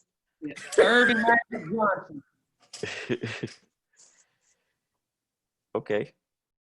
I say Jordan, and it's really the thing that really got to me in the documentary is when Jordan was about to cry about being competitive. And I was literally down there with my 6-year-old son, and I was like about to cry watching the TV because I'm like, he just wants this more than anything else. And he still does at like 60. It's crazy. Well, are we talking stat? Like what? I mean, you can go on about. I got a lot of things to say, but it's too long. So y'all just go ahead. It's not, but what people understand what it is, I and think what it's they. unanimous, Brian. You're gonna drag this out all night. Some of us gotta eat dinner now. It was supposed to be a quick one. So last question, and then I'll open to the room for a few questions.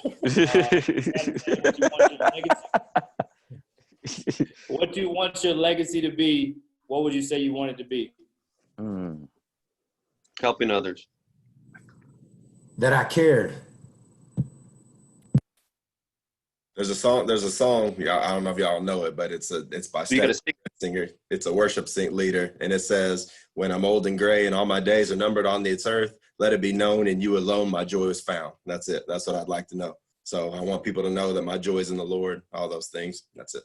That's who I am. I would say that I genuinely, I guess my purpose in life was to build men, and he was the people champ. Stood up for what he believed. I want to be the best. I want to be the best ever. I want, when it's all said and done, I'm 75. I'm done. I got 800 wins. I got all this. I got a big tree, and I want to be the best ever. That's what I want to be. It's what I wanted to be when I started 26. It ain't gonna change when I'm 76. I like The Rock.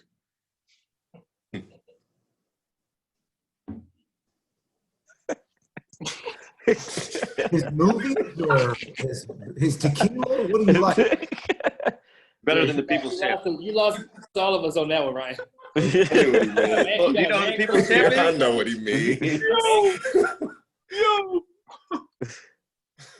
If it's over your head, you will catch on later. Play the track. Oh my gosh, I got it. I would say to be a Christ-like leader, help players find their purpose, and just create confidence like Patrick. Hopefully our guys are as confident going at life as Patrick is. Can we stop this narrative, please? All right, let's open it up. Anybody that's on the Zoom, let's take a few questions before we close. Appreciate everybody jumping on. The coaches have been phenomenal. Let's ask a couple of questions from the Zoom room. See, the great Pat Richardson is on here. Pat Richardson, what you got for us, man? I know Brandon got a question. He stays with some loaded. He stays with a loaded clip over there. Man, why you think I got a question, Coach? I ain't got no question. Yeah, I got a question. It's Coach Branch. Thanks for having me from Yesterday Academy. This one from Coach Pat. You said you wanted to be the best, one of the best coaches to ever do it, and that's one of my goals. You know, I want to go down as a Hall of Famer. So I want to ask you, what qualifies you as being the best? Is it just getting more wins than Coach Burks, or is it getting your players more jobs than his players? Like, what is it? Is it just like I won more than everybody? Well, I'm dumb competitive, so I want to win.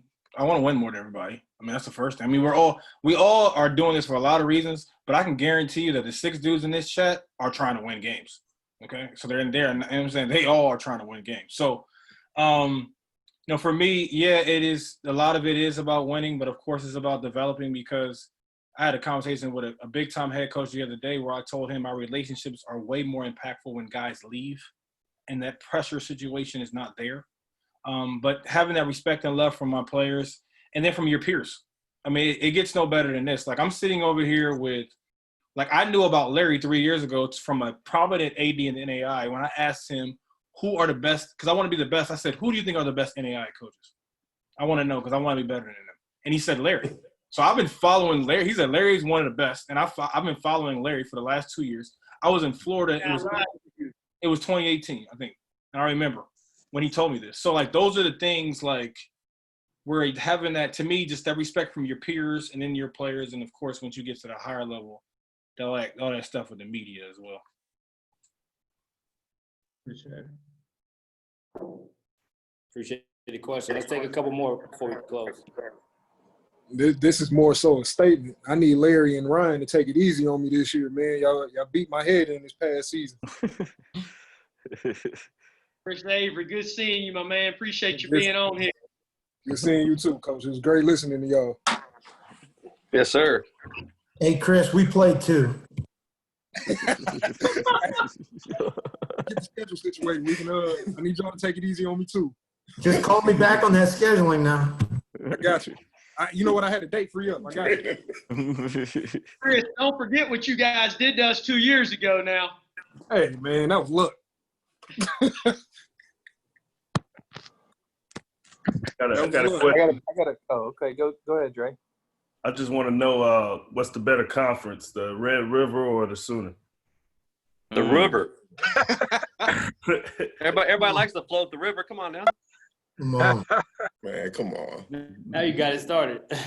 Larry, what's the better one? Yeah, I don't know, man. They both tough. I got to stay with Lawyer, man, with the Red River. Shoot, what? Ryan's elevating it, though. Chris down there trying to get some players. I see y'all. But, hey, man. It is what it is, man. Question, hey, Dre. The question is, because you're familiar with the Sooner, is the Sooner got way more scholarship than the Red River? I don't know about that one. Something like an SEC Big 12 challenge. Waiting on the contract to come back, Ryan.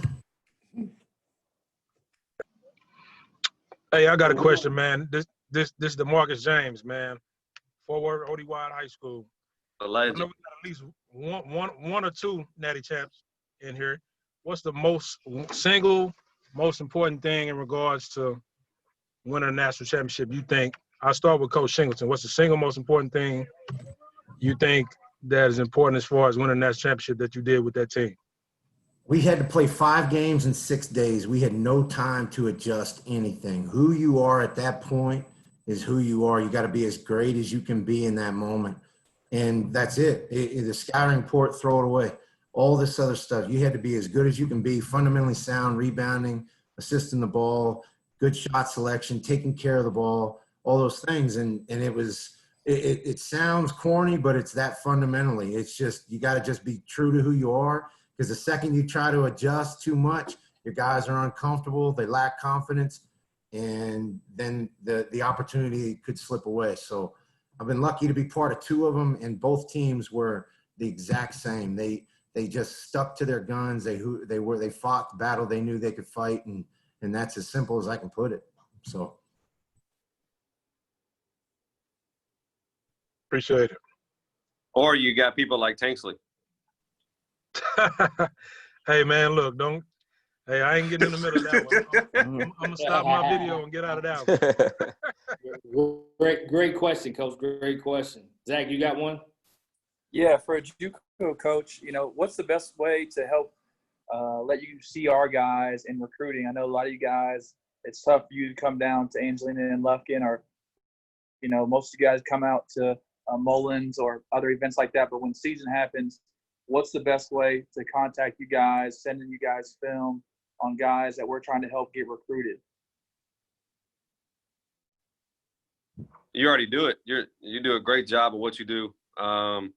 Sending film, staying in contact, communication, and it's a two-way lane. We got to do a good job as well to reach out to you and try to get down to the games. It's just hard for us because we don't have the staff, that D1s have. But I would say just continue to do what you do because you're doing a great job at it.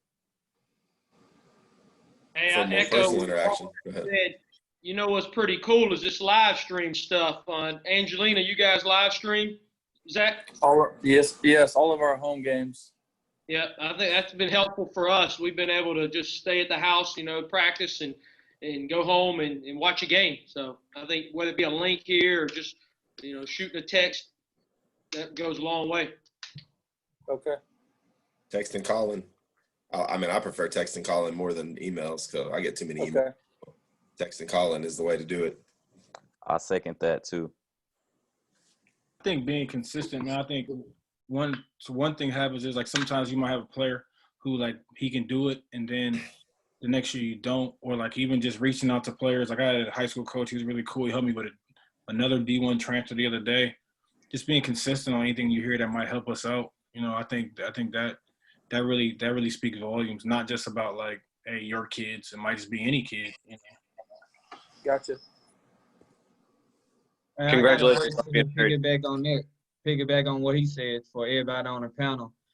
Do y'all rather receive like highlights or full games? Like which one do you prefer? Like a coach, because I'm on a prep school level. So you know, if I got a kid that I think can play on y'all staff, which one do y'all prefer? Is it full game or just highlights? I Highlight think, first, full game yeah, after. I was That's just for about to me. say, I want the highlight first, and then if I'm interested, I want to see the full game after that. That's for me. Hey, don't add no free throws in that highlight either, man. Nah, no free throws. No free throws. There you go. That's fact. Free That's throws fact. win championships, Steve. Hey, but listen, man, I don't want to see you shoot no free throws, man. Hey, look, free throws and in the starting lineup, running out the starting lineup, man. You gotta watch all that. Hey, you just trying to. Hey, look, you telling me that your highlight ain't really about nothing. You just trying to kill some time off of it. Yep. Say that for you. Say the free throws in the starting lineup for your IG and Twitter and all that. Brant got his hand up right now. Yeah, what you got for us, Coach? Obviously all you guys have been really successful and been doing it a lot longer than I have. What lesson do you guys think took you the longest to learn as a head coach to be successful? Being authentic to yourself, man. I mean, you just got to be who you are. And I always say that till I'm blue in the face because, I mean, I think a lot of times when you're trying to come into this profession or you're doing it, I think we talked about it earlier where you start looking at, oh, dang, Delton's doing it this way, PC's doing it this way, Larry's doing this way, and then you're not even staying true to yourself. So, I mean, just stay true to yourself, believe in who you are, and that's the most advice I would give. And that's the hardest one.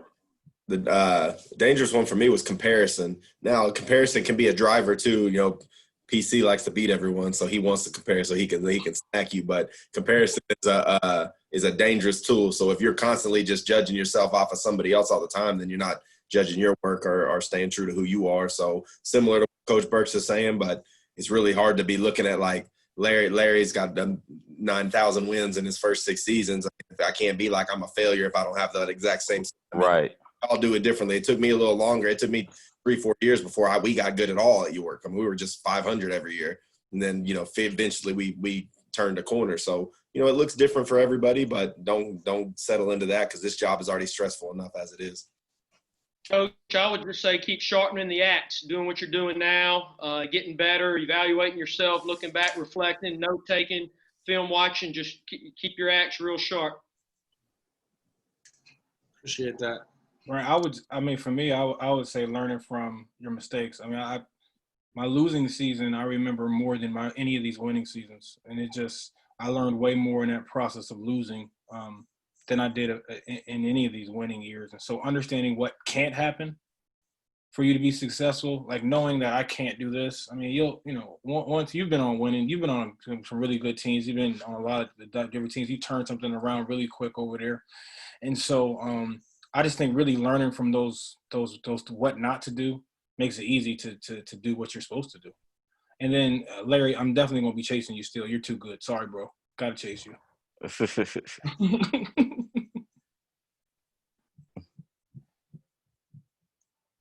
Singleton, did you have something you want to jump in on now? Patience. I mean, everybody wants something fast right now. It's hard. Every year is different. Injuries, scheduling, whatever it might be. Just having some patience. And I say that because I'm going into 19 years and I still feel like I'm as enthusiastic as I was from day one, but you can't get it all right now. I mean, it just happens. So you got to have some patience. Awesome. Well, thanks again, fellas, for coming on, taking the time. It was a blast. I'll let you guys have the floor to say any last words, and then we'll we'll close and then, wish you guys the best this season and going forward with your careers and all that you do, man. So I'll let the from shortest to tallest again. So Coach Cadero, you can give us your last words and we'll close. Yeah, before this computer dies, Brian, I just want to say thank you, man. Let's do this again next year, regardless of what's going on. This has been pretty cool. I appreciate the honor to share with these other 5 great coaches, taking notes myself, and hopefully we impacted somebody out there listening. You just got one good thing from each one of these coaches. You benefited. So look out for LSUA, and we're gonna run from Patrick. Hopefully we can continue to stay healthy.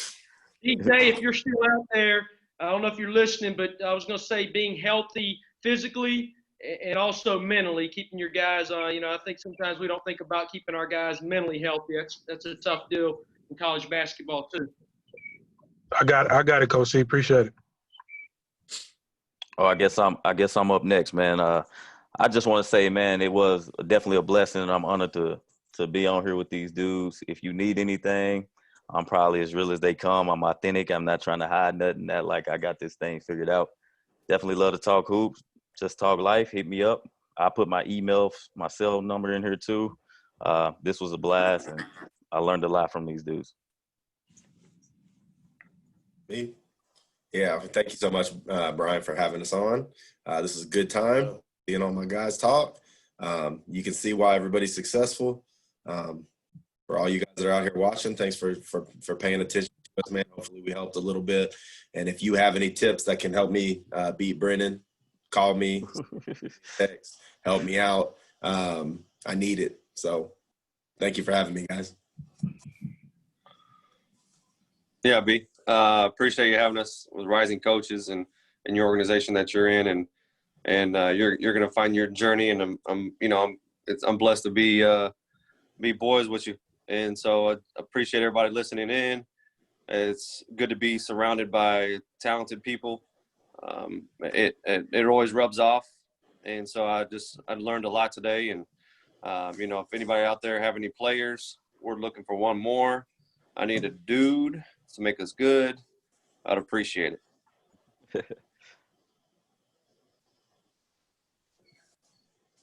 Patrick, you want to finish it off? I'll go. I'll let you finish, Patrick. I'll cut in and then you wrap it up.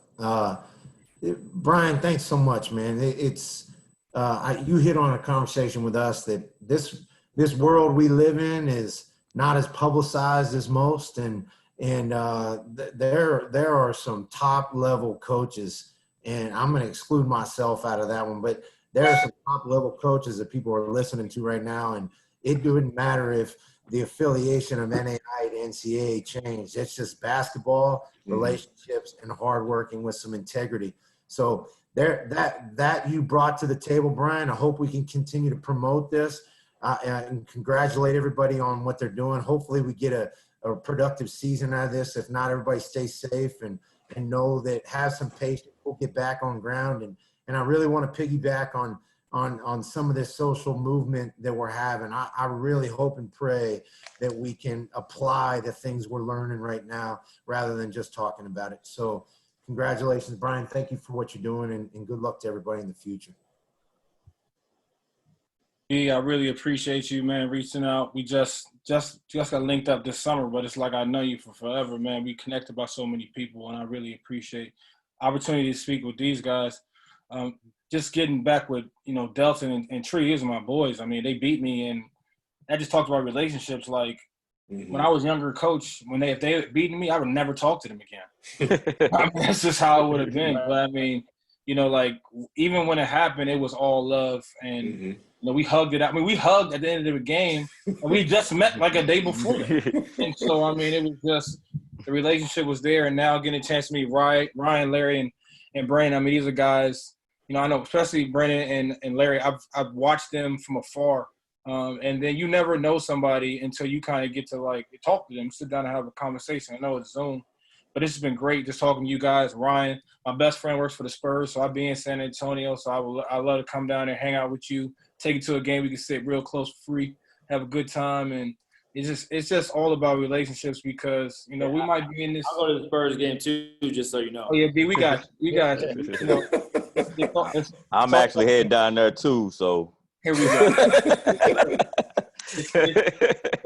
Well, we might as well just have a reunion. I'll come down there too. I can't get Pat on here. Hey, look, we missed going to Atlanta for Final Four. So, hey, look, there it is. Pat taking us to a Spurs game. There we go. We didn't interrupt you, Pat. Keep going, man. I just say I'm thankful, man. Just really thankful to be here with these guys, and I really want to connect. Ryan, Larry, Brandon, make sure we all connect. We all safe. I know you know those guys down there. I'm all the way out here in DC, but anybody ever out here want to bring their family, play some golf? Brennan, you lift a little bit of weight. I don't want no problems with you, but I'll be in there too, so you can help me with a little bit.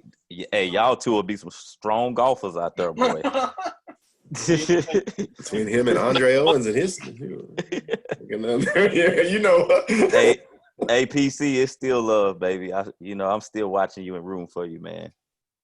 Most definitely. Thanks, Brian. Yeah, thank you guys. I appreciate you guys so much. I know that your level doesn't get the love it deserves. Takes to let people know, and Rising Coaches was great about, affording us this opportunity, but just to let more people know about the NAI level, get them more insight, more exposure, and more exposure to you guys that are doing it with wins, but the floor with impact and just being real dudes, man. I've been blessed to know all you guys, and like Pat said, getting to know him even better, but just appreciate how real you guys are and how humble and hardworking you guys continue to be in the grind. So keep up the great work, man. Keep what you're doing with the positivity, with all that's going on in our world today with COVID and social justice and whatever else we may be challenged with. And appreciate everybody for jumping on, man. And we'll be doing it again soon. So thanks so much. Thanks, Brian. Thanks, everybody. Thank you. All right, fellas. Appreciate it, fellas.